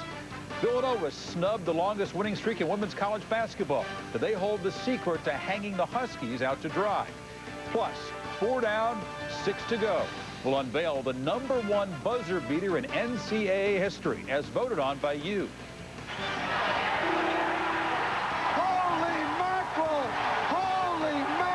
It's recess, but Bracketology 101 is back in session after this, so bring your notebooks. I believe 16 beat 1. It's going to happen this year. All right, guys, enjoy the tournament, and so will I. Trojans, I don't know. UCLA sucks, too, though. Hey, Sugar Ray, UCLA Bruins, give them a little more respect. They are the history of college basketball. You got no shot with those USC Trojans. Speaking of respect, the Kansas Jayhawks are a pretty good pick in round 1. Kansas has won its opening round game 19 straight times. It last lost its first round game way back in 1978 to, you got it, Mark McGrath, UCLA. Yeah, no UCLA. Their streak is snapped after all those Sweet 16 appearances and national titles. North Carolina, of course, not in there. Also out, BC, Seton Hall, Tennessee, Texas Tech. Dick, which of these snub teams has the strongest case? Well, I think right there, you look at Seton Hall, my alma mater. They had a 9-game winning streak. They beat Pittsburgh. They beat Notre Dame. I thought they should have been in. BC can make a case for it. And I thought Auburn. I said it earlier. I'll say it again. When you beat the likes of Wofford, Georgia State, get beat by Western Kentucky by 19, Western Michigan by 18, you get blown away in those games, and you beat teams like South Carolina State, Southeast Louisiana. I mean, that schedule is Cupcake City. All right. Cupcake City. Who gets shafted? Forget the cupcakes, because when you look at the end of the season, you can't go 5-9 out of 14 games and say you get an NCAA bid. But Boston College won 7 of the last 9. They beat NC State 93-81, but they also beat UConn, blew out UConn 95-71 here in Hartford. They should have been the team to go in. That's the one quality win they have, though, is Connecticut. Let's be honest. Which snub would you vote in on ESPN.com? It's a tie. The General getting some support despite the 6-10 in the Big 12. 38%. I wonder what would have happened had the General been credit for that win down in Oklahoma. Think about that with that clock situation. Buzzer beater. Countdown continues back to 1990. 1 second left.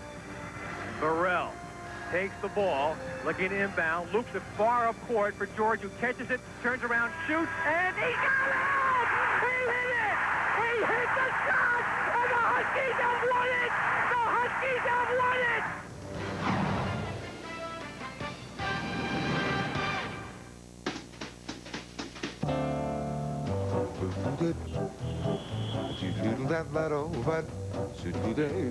Introducing Intel Centrino mobile technology. The ESPN picks in the Sweet 16 in the South. We like the top seed, and it was a very close vote by the American voters there between Maryland and Florida, and you guys like the Terps. Yeah, I like the Terps because I think this will be more of a half-court game, even though Florida up-tempos the game at times. This will be more of a game that's played in the half-court, and I like Maryland's strength, especially with that flex offense that they run along the baseline. The rollback guy is going to be open more often than not. And Connecticut's most erratic position is the point guard, which happens to be Texas's best position with T.J. Ford. Okay, let's go down and look at the East, and the South will face the East when we get to the Final Four. The top seed in that bracket is Oklahoma, but the Mississippi State Bulldogs, a couple of great defensive teams. You like the Dogs to get to 8? I do like Mississippi State to get to the Elite 8 simply because they've got outstanding defensive guards with Derek Zimmerman putting pressure on the ball, Timmy Bowers and Michael Ignerski shooting threes, and Mario Austin inside. And don't forget about Ontario Harper, who is a solid rebounder. And get the game tape. They beat Oklahoma back in New Orleans in December. They can do it again. It was a very low-scoring, tough game, and it's probably what you'll see if those two teams were to meet up again. Both teams play excellent defense. So we have a little bit of a surprise among these guys who've picked, remember, 6 of the last 8 Final Four teams in the last 2 years, Chris. Talk them up, talk them up. We'll see you in a couple weeks. I'm pumping them, baby. I know. Mississippi State did beat them once. Let's go to the Midwest now, and it's going to be Kentucky marching. I just get the feeling that America doesn't really know enough about this Dayton team and just how good they can be. Well, Dayton's very good, but Kentucky's defense has really changed since that loss to Louisville. Tubby Smith does a great job of teaching basic drills, 1-on-1 drills, 2-on-2 drills, 3-on-3 drills, and then they do the team drills. But they don't just do it the first 2 weeks of practice. They do it all season long. And this is why they just really smother the ball. They're quick to the passing lanes, and they also know how to rebound. And from those characteristics, I think that's why Kentucky is so good, because of how they've now put themselves in position to rotate, block shots, force you to crazy, forcing your turnovers. Kentucky is a solid defensive team in the country. Oh, I love Kentucky because they got Ashley Judd as well. Okay. Zooming to the West, America thinks that form is going to hold in this bracket. You know, Bill Walton reacting to the fact that most people, the majority, think that Arizona has the toughest road to the Final Four. How do you see this draw unfolding here this week? Well, I disagree with the big redhead. And bottom line is there's no doubt in my mind they got the toughest. And I could see them moaning a little bit with that draw with Kansas and with Duke. Bottom line is they got a tough draw. But I think Illinois, so young on a backcourt, I think Illinois' future is going to be incredible with Dee Brown and Deron Williams. They've done a phenomenal job this year. But I give the edge to Jason Gardner and to Luke Walton. I think they march on in that game. Hey, this could be a payback game. Don't forget the Arizona-Kansas game, how Arizona came back and blew them out in the second half. This could be the one game where Arizona says, okay, now it's Kansas' turn. So I don't think that's going to be an easy game if they play again, because I believe in paybacks. I believe that nothing is easy when you play the Fighting Illini, and they are dialed in right now. Reese, what do you think? Well, we'll see. Well, everybody thinks we see what America thought, and you look in the Midwest there in Kentucky, Pittsburgh, you like the top 2 seeds to make it to the round of 8. Well, Kentucky's playing better than anybody right now. And give some credit to Cliff Hawkins at the point guard position for Kentucky, because he's long-armed, quick, and an outstanding defender. In Pittsburgh, they're just going to be too strong for Marquette. Pittsburgh is strong inside with Ontario Lett and Siobhan Troutman, and they've got the strongest guards in the country. Those guys are absolute winners. And the selection committee clearly made Kentucky the #1 team overall, giving them the easiest road to the Elite 8. You go down to the West and tell me that round of 16, that is not worth every penny you'll pay in Anaheim to get into that Sweet 16 with that group. Absolutely brutal, especially the Arizona-Illinois game. Illinois, one of the top 5 defensive teams in the country, holding their opponents to under 40% shooting. It's going to be very difficult to get rebounds in that ball game. The key is going to be rebounds and loose balls in that Arizona-Illinois game. And Illinois, they are a very well-coached ball club. Senior leadership, Kansas, that's why they beat Duke. Nick Collins and Kirk Hiner. Transition game is why they beat Duke. They can get the ball up and down the floor better than Blue Devils can. It certainly will be interesting to see if we get Arizona and Kansas again after what happened in Lawrence during the season. You know, in order to win this tournament, sometimes you have to make adjustments. At one time, Bob Knight would not recruit junior college kids. As we count down the greatest buzzer beaters of all time in NCAA tournament history, we take you back to 1987 when Bob Knight, well, got smart.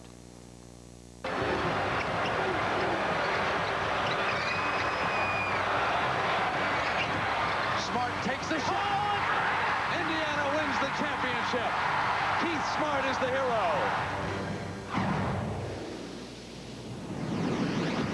Come from the Big East Conference.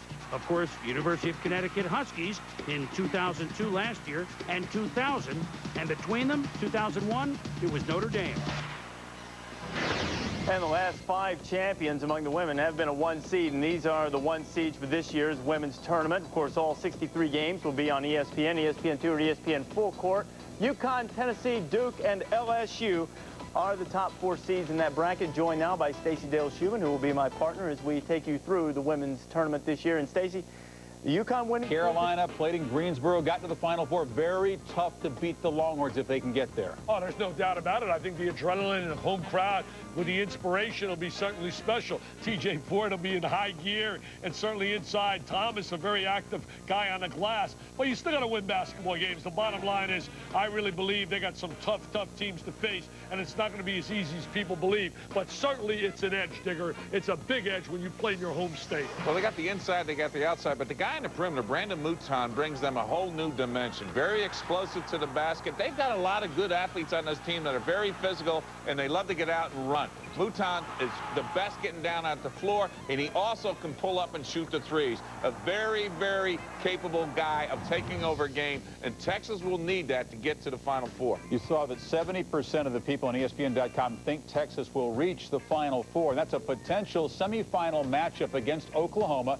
a team that they beat twice in the regular season. How do you see the Sooners shift to the East against Syracuse? The game will be in Albany.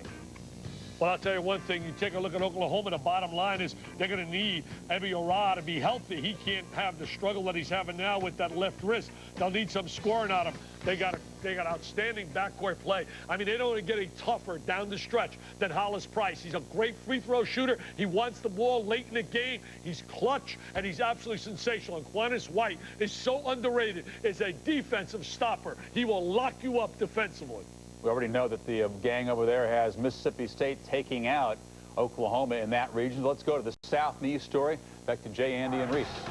All right, Chris, and we have that Texas-Maryland matchup. Now, America liked Texas and Florida. You guys like the Terps, and the Longhorns going against the Terps there in San Antonio. You like the Horns to go to the Final Four? A few reasons. Not only TJ Ford, but Brandon Mouton, an outstanding shooter. Sid Mill-Harris can shoot it, as can Brian Boddicker. But James Thomas is one of the keys because he's a guy that can get you a double-double every single game. And Rick Barnes told me that TJ Ford is obsessed with winning the national title. And those Maryland guys, they already did it. You know, a couple of weeks ago, I had Texas and Maryland in the Final Four. That will not be possible as we move down now into the East region. We like Mississippi State against Oklahoma. This is a tall order against Syracuse in Albany in their backyard, but you like the Dogs. This is a really tough call, but we're going to go with experience here over Syracuse and their freshmen, not only Carmelo Anthony, but also Billy Edlin and Jerry McNamara. I like Mississippi State, again, because of their defense. They really get out and guard you, and I think Derek Zimmerman is the key to that because he puts great pressure on the ball, and that gives his teammates confidence to get out into passing lanes, and they're a very good rebounding team, especially on the defensive end. Timmy Bowers, too, when he plays well offensively, they are very, very difficult to handle. They can get Mario Austin awake, too. Potential national championship team, Chris. So you guys got Mississippi State getting to the Final Four in your ESPN bracket. What about Kentucky? Could be shades of 96 when they were both there. Kentucky and Pittsburgh is America's choice to get to the Elite Eight. And then 86% of the people think Kentucky is moving right to the Final Four to San Antonio. I mean, to New Orleans. Well, I think in my mind, they're going to the Big Easy. I think they're going to win the national championship. I think they're so versatile. They're multidimensional. They're inside, outside. Estill on the interior has been a very effective player. Bogans has had a sensational year. Fitch can hurt you. Hayes can hurt you as a Warrior. This is a deep, talented team, Digger. But let's back up to Marquette. This team, to me, has a great chance of getting to that Final Four. Dwayne Wade, one of the premier player scorers in the country. Very physical, very strong, complements the great defense that Tom Crean teaches. And with Diener on the perimeter running the show, this man is solid. And I'll tell you, this team from top to bottom is one team I would not want to play in my bracket.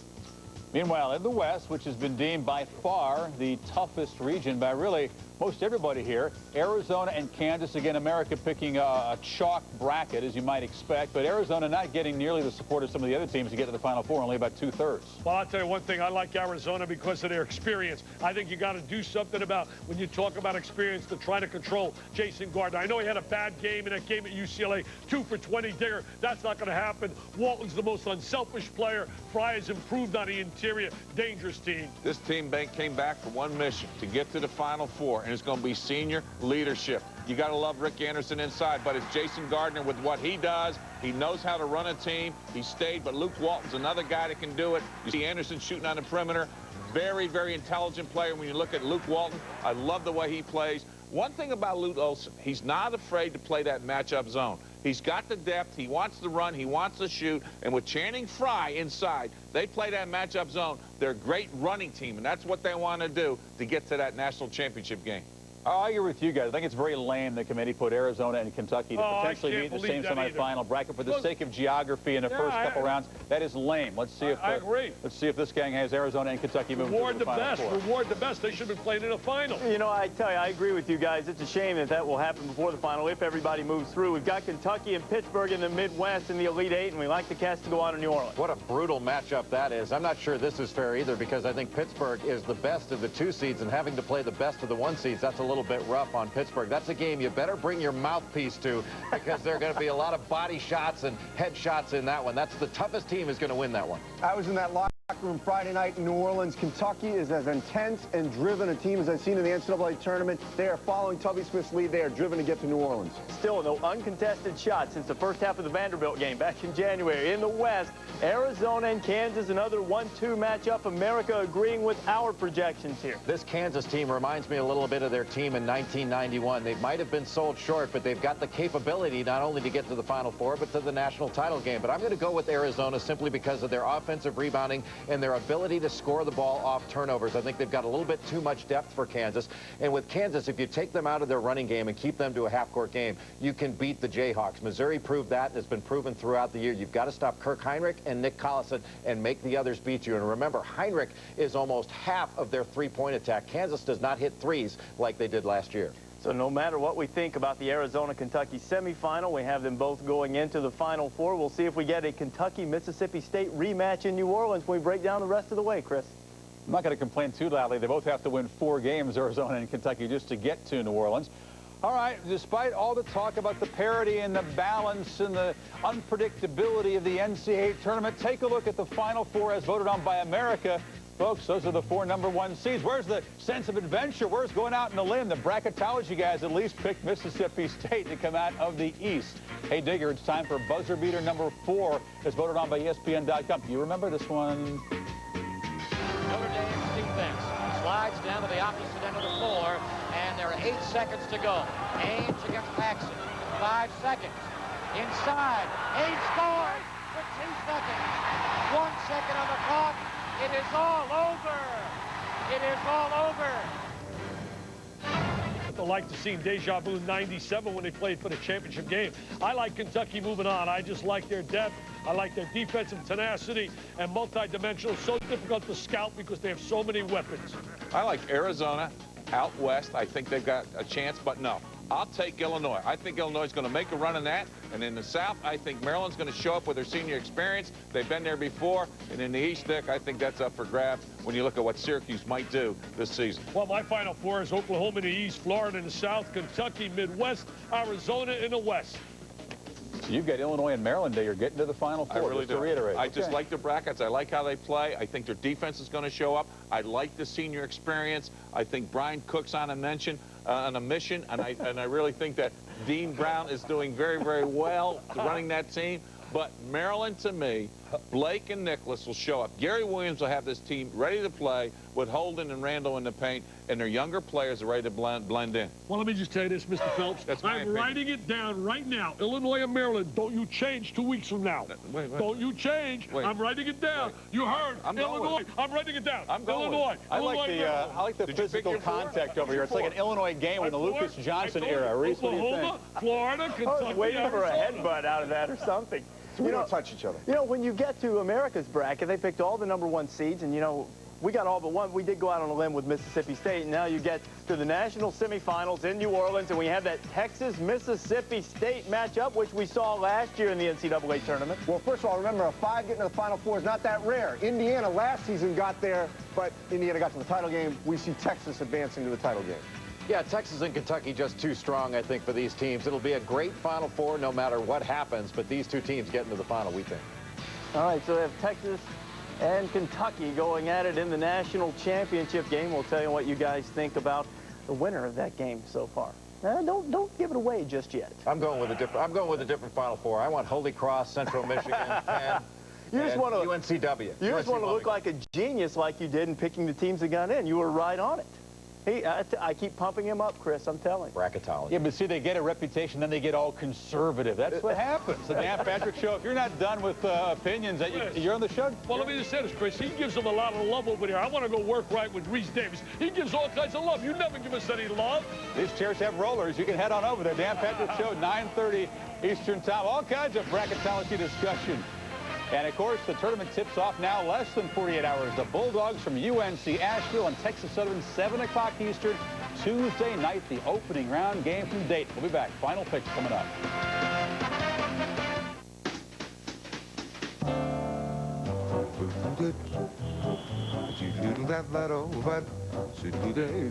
Introducing Intel Centrino mobile technology.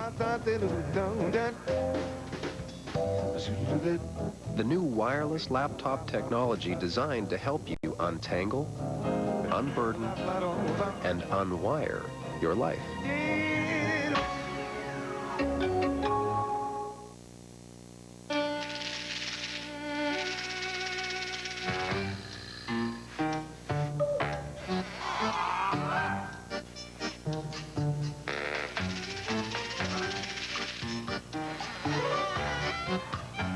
Rejuvenate your 75,000-mile engine with Pennzoil High Mileage Vehicle. The motor oil specially formulated for the needs of your older, wiser vehicle. Pennzoil, we're driving protection.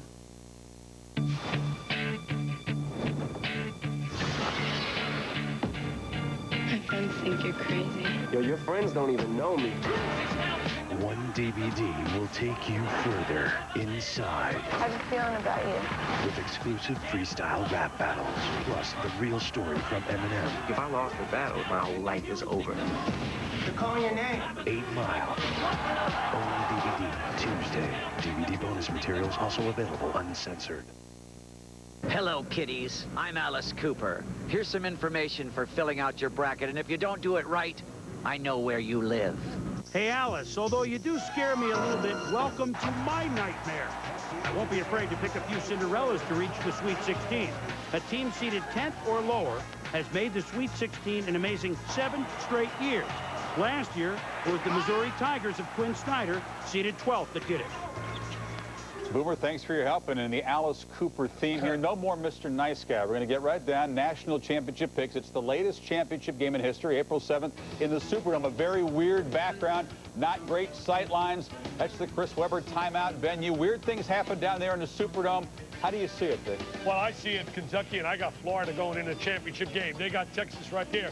I have Kentucky, Florida, SEC, man, to me, arguably the best conference in America. It was a barn burner on the last game of the season, and I got Kentucky winning the national title. The 8th time, Tommy Smith to celebrate, the passion blue and white fans to celebrate, and it will be absolutely an incredible time in Lexington, especially after they had lost to Louisville. They're not losing another game the rest of this year.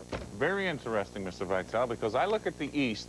Albany is the regional. Syracuse will win that East regional and get to the Final Four. I love Maryland because of their experience. I think they take over the South.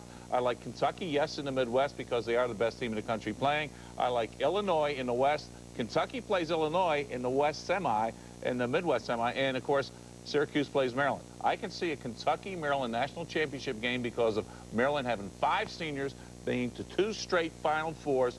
Blake and Nicholas will show up. Williams will coach. They'll play the zone like they did last year when it counted, and Kentucky will win the national championship. He's on a limb. He's out there on a limb. The impossible dream to reach. Dick, when you beat 7 #1 teams in your career, you got to be a risk taker. I'm a risk taker. I love this action. I'm going for it. But I can understand why you were never in that position. You'll never be Alice Cooper's backup singer, Dick. I just want to warn you. Time now as we continue our buzzer beater countdown for the play that made Valpo the lovable underdogs of America. Bryce Drew, remember that name? They've got to go the length of the court with 2.5 left. Sykes, long pass. Bill Jenkins through 3 for the win. Go! Valpo wins! Valpo wins! Wow! Drew hits the 3, and the Crusaders have moved into the second round. I will share with you that in our backyard we do have a 3-point line. and we have shot many of those shots. So it was really wonderful to see Bryce hit that one.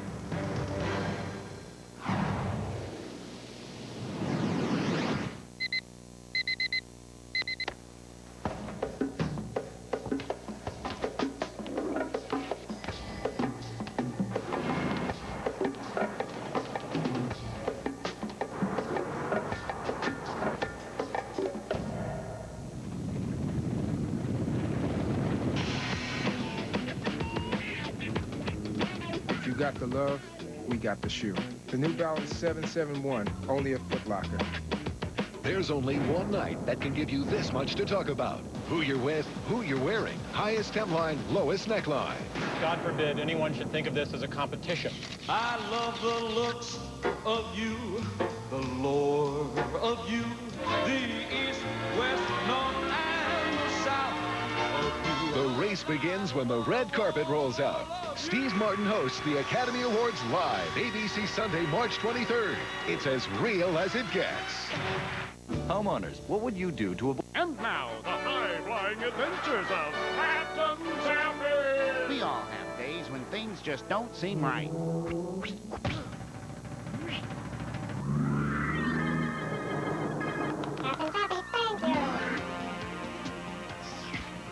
Taffies will keep you flying right. Have a taffy day! It's super good! Mackey's not a cop. He's Al Capone with a badge. What are you mixed up in? We killed a cop. We've got to get Vic Mackey off the streets. I'm a different kind of cop. The Shield Season 2, Tuesdays at 10 p.m. on FX. Now you can win a home theater system and other great prizes in the FX Bring Justice Home Sweepstakes. Log on to fxnetworks.com to enter. Your chance to win is brought to you by Insight Media Advertising. If you need to know who's going to open up a can of whoop-ass on who, maybe this will help you out when you're filling out the bracket. Hey, Stone Cold, I don't know about a whatever, but I do know it would be a good selection to have the #1 seed from the Midwest advance to the Final Four. It's happened 5 times in the last 7 years. Last year was Kansas. In 2000 and 1999, it was Michigan State. In 1997, Minnesota. 1996, it was Kentucky. Pretty impressive. A little history, and Chris Berman brought it to us. It's the bottom line, though, because Stone Cold said so. They're playing the national championship game on your birthday, Andy Katz, so I'm going to let you unveil our winner for the national championship, Texas or Kentucky. I got 2 words for you. Toughness, titles. Toughness wins titles. I'll throw 3 in there. Toughness wins titles. Kentucky, our national champion. And Jay, tell us exactly why that tough defense of Kentucky has been so overwhelming. Because of Tubby Smith. This team plays with character, and they play with chemistry and togetherness. They play 5 as 1 on the defensive end, and Tubby Smith has never gotten the credit he deserves as being a great coach, and that's exactly what he is. They can take away their strengths. Here against Georgia, they are shadowing Jarvis Hayes all over. They are communicating, letting people through screens. You cannot get open against this team to get easy shots. They get through screens. Nobody gets screened. This is an outstanding defensive club, and I have been with this team in practice watching Tubby Smith work, and I'm telling you, he is an absolute maestro, not only in practice, but on the sidelines as well. You take a look again at the communication that Kentucky uses when they're on the defensive end. They can switch screens, they are solid, and they look at the ball all the time, and they're always down in the stance with their hands up. And look at the great pressure on the ball by Cliff Hawkins. The pressure on the ball is what causes those turnovers. And guys like Eric Daniels and Marquise Estel inside, Jules Kamara, who can run the floor and block shots, those guys don't get near the credit they deserve. But the togetherness and the chemistry, that's what makes Kentucky the best team in the country, and it's because of their defense. And they are also an outstanding passing team. They shoot a very good percentage because they pass the ball so well, and they share it with each other. We are going for 3 straight. You guys have picked the last 2 national champions on our bracket projections, but you know it's not always the big shot. Sometimes team comes from nowhere. It was just 20 years ago that North Carolina State made its run and won the championship. Derek Wittenberg is back in the tournament with Wagner. He's got a first-round game against Pittsburgh. He could use a miracle, much like the #2 buzzer beater that you voted on ESPN.com. Got it drive to the basket. It's down to 7 seconds. You can see the time. Wittenberg. Oh, that's a long ways.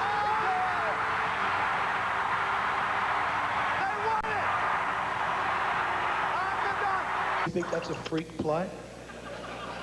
I mean, that's a play. I tell you, that's part of my emergency scoring series. My wife is pregnant. She doesn't know it yet, but she's going to be pregnant. And we are going to name our kid Albuquerque.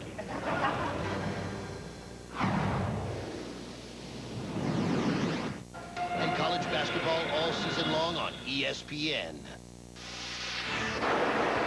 The NCAA Men's Selection Special is presented by Staples. Get back time. Go to Staples. And in part by IHOP. Try new stuffed French toast done at IHOP. Come hungry. Leave happy. And 10-10-220. It's cheap whether you call a lot or a little. Dial 10-10-220. Our final thoughts from Dick and Digger in just a second, but now the #1 buzzer beater of all time as voted on by you. The countdown began at number 10 with Christian Laettner. At number 1, you guessed it. They throw at the left of the floor. Laettner catches, comes down, dribbles, shoots, scores! Some people want to say it was skill, and that you know, Laettner knew it was going in, and Coach K knew that play would work. On Coach K's side might have been, you know, something skill-wise, but I just threw it up there, and it was an incredibly lucky shot, and I would probably never again make that shot. Whoever forget that, 104-103, they beat Kentucky, go on to win the national championship. As for this year, nobody thinks anybody's going to beat Kentucky. You saw the vote. 89% of the voters on ESPN.com. Tens of thousands of people think Kentucky will win the national championship. That is a landslide. The official ESPN bracket has Kentucky winning it. You guys both have Kentucky winning it. So if we all agree on the champion, what's going to be the kind of the theme of this NCAA tournament, Dick? Well, you talk about a theme right here is the unpredictability. The bottom line is, other than Kentucky as a dominant team, we'll certainly have some shocks along the way.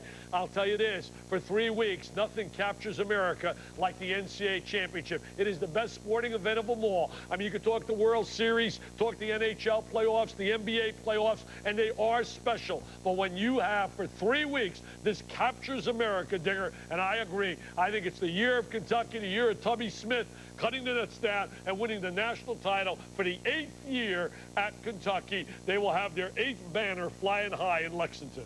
I agree with you, Dick, but when you look at the whole field this year, last year we saw a theme where if you had 3 perimeter shooters and 2 guys in the paint, you're going to get it done. We saw that with Callison and Gooden and their perimeter again, Baxter, as well as what went on with Randall in the paint. But the theme this year to me is the physical teams that will show up. You've got to rebound. You've got to have physical teams. You've got to be explosive. You've got to be able to have that senior experience. And that's why I like teams like Maryland, UConn, Missouri, Illinois, Syracuse, and Mississippi State. If that happens, that's why I don't think you're going to see the #1 seed show up.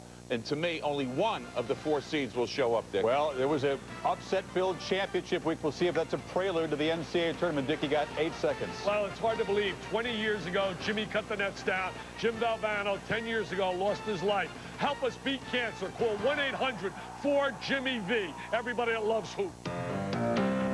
Things I know are true. Texas Tech and Boston College both got shafted. My dark horses are Oregon and Colorado. Developing flu-like symptoms, which will keep me home from work on Thursday and Friday. And I'm Max Kellerman. Let's go around the horn.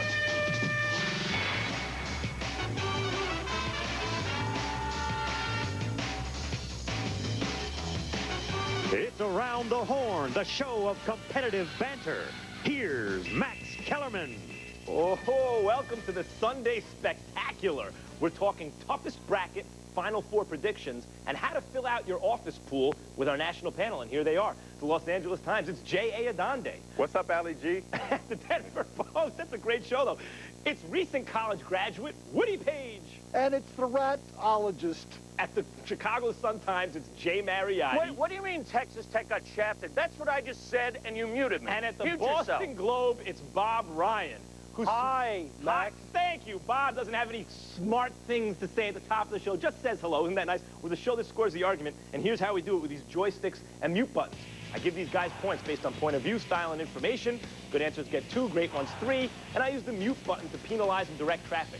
We eliminate guys, so a one-on-one showdown determines the winner. Let's make it happen. It's the first word. The first word is brackets. college basketball's annual keynote ticket has been issued. Oklahoma and Texas gave the Big 12 two #1 seeds, with Arizona and Kentucky taking the other top spots as expected. Here are the top 4 seeds in each of the brackets. Texas appears to have been given the most respect among the top seeds, as the Longhorn South region looks relatively soft. Meanwhile, the West looks loaded. Here's the question. How did the NCAA selection committee do? Around the horn of Bob Ryan. Gentlemen, C, maybe a B-. Hey, they must have been thinking about paying homage to the NBA Pacific Division because they loaded up the West. That's the power. My God, the West is tough, and the South is a walkover. I mean, there's nobody in the South. Like, I don't think, frankly, Bob, you know, nobody they're can win just in the South. gravitating, go West, young man, or slightly less than young man. Anyway, I think you have to be a little considerate to them. They have so many things to take into consideration now, because now that it's not just about seeding the teams, they have to be somewhat geographically correct. I think given that, they've done a pretty good job. You know what? Come Thursday, Friday, we're not even going to be talking about this. We're going to be talking about the games. That's what makes this so much better than college football. Arizona, Kansas, Duke, Illinois, all tilted out west. That's wrong. The South is bereft here. What is wrong here? I don't care about your geography. I care about balanced bracketing, and they failed in that regard. Where they succeeded was Pittsburgh is not a #1 seed. Pitt doesn't deserve a #1 seed. I like the seedings. Illinois should not be a #4 seed. That is wrong, guys. Who was on the selection committee? Max and all his brothers? You guys keep talking about the South, but I got to tell you, the Midwest is where it was really not balanced. Kentucky's got to walk all the way to the Final Four. Oregon's a walk? You said, Oregon's not easy. Of course That's there is. That's going to be There's tougher than nobody you in think, the, Woody. There's nobody in the Midwest. In the South, at least, Texas has got Florida and Stanford. In East, you have the only fair bracketing at all. In the West, as you guys have already indicated, they've loaded up all the teams. It was not fairly done, and we'll see that throughout the course of the next couple of weeks. Did Kansas get the shaft, guys? There's maybe a #1. No. All of a sudden, they're #2 in the West? No shaft? Sure. No. After being at the Big 12 tournament, there should have been 3 #1 seeds from the Big 12. Woody, that's what makes it difficult, though. When you have so many teams from one conference that are so good, they have to spread them out, and that's going to add to the disparity within the balance of the And bracket. don't forget, they don't have their #1. You know, one of their best players, Wayne Simeon. They don't have the guy. They're not a #1 seed. They're going to go down early in the West. Kansas is the biggest fraud team in the country because both of their great marquee players, Nick Collison and Kirk Heinrich, can be guarded and will be guarded. Last year in the tournament, You haven't Holy seen Cross Collison, shut Ryan. down Let him Nick finish. Collison. Okay. Last year, Holy Cross shut down Nick Collison. Somebody else will do it this year. Kansas isn't going very far. Woody, last word. I've got to tell you, the whole tournament's going to be based on guards. That's the key to remember, guards. And Oklahoma has the best set of guards in the country, so that's who you want to keep up with. All right. Well, all I'm saying is 4 teams from the Big East. Come on. Come on. 4 from the Big... Come on. Next topic. Among the bubble victims were Texas Tech, whose run in the Big 12 tournament appeared to secure a berth, and Boston College, a top seed in the Big East Conference tournament. Here's the question. Which team has the most legitimate beef with the selection committee? Around the horn of Woody Page. I don't think there's any doubt that Boston College should have been in there, shouldn't have been on the bubble, should have been way over the bubble. I was at the Big 12 conference tournament, as I said, and Texas Tech may have played itself into the tournament, except Bob Knight acted such an ass. I've defended him lately, but he wouldn't even shake hands with Kelvin Sampson after losing to Oklahoma, and I thought that he played himself out of the tournament. Boston College with an RPI in the top 40 with tournaments. Go ahead, Bob. Come on, Woody. Spit it out.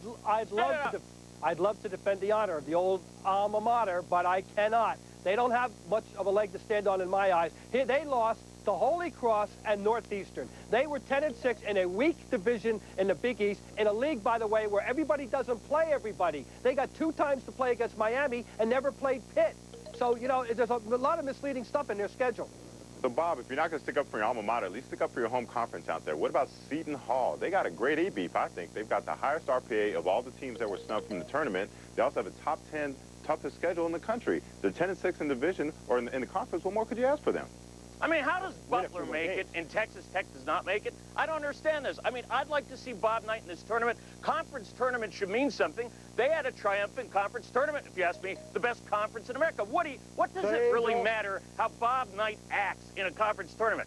You called him an ASS. I don't care. I'll give you another invitation, Jay. Would you invite Hold on, he asked Woody a question. Let him respond. Go ahead, Woody. We're talking about he did act like an ass. He didn't deserve, at the end of the season, with all that happened at Texas Tech, I don't care what they did in the conference tournament. On the other hand, Boston College played Pittsburgh to 1 point in the second half and actually came on strong at the end of the season. 8 out of their last 10 games were victories. I think, Bob, you should defend your alma mater. Here's a club that should have played itself into the tournament. All right, one of the losses was by 37 points at home on senior night to UConn. That didn't impress the committee very much. How about UNLV? They finished up very strongly. They won 8 of their last 11, and the last game we saw them was last night, losing by 1 point in their conference championship. They never get any respect ever, because everybody thinks... If you'd have seen them last night, Bob, you'd understand why. This is not a good UNLV club, and your Boston College club did beat Connecticut earlier this year. True, too. Jay, 6-10 in the conference. Forget about the conference tournament for a second. They had a bad record in their own conference. Toughest conference in America. 6 of their losses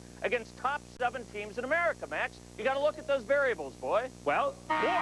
They slid at the end, too, though, Jay. What's that, Ananda? They slid at the end. The tournament selection committee always takes that into account. Okay, good point. Good points all around. These guys are making good points today. That's the horn. Buy or sells next. Coming up, TJ Ford and Hollis Price were spectacular all year. But will either one be the player to watch in the tournament? Plus, does anyone actually root for Duke? Haven't found him yet, but we'll keep looking around. The Horn!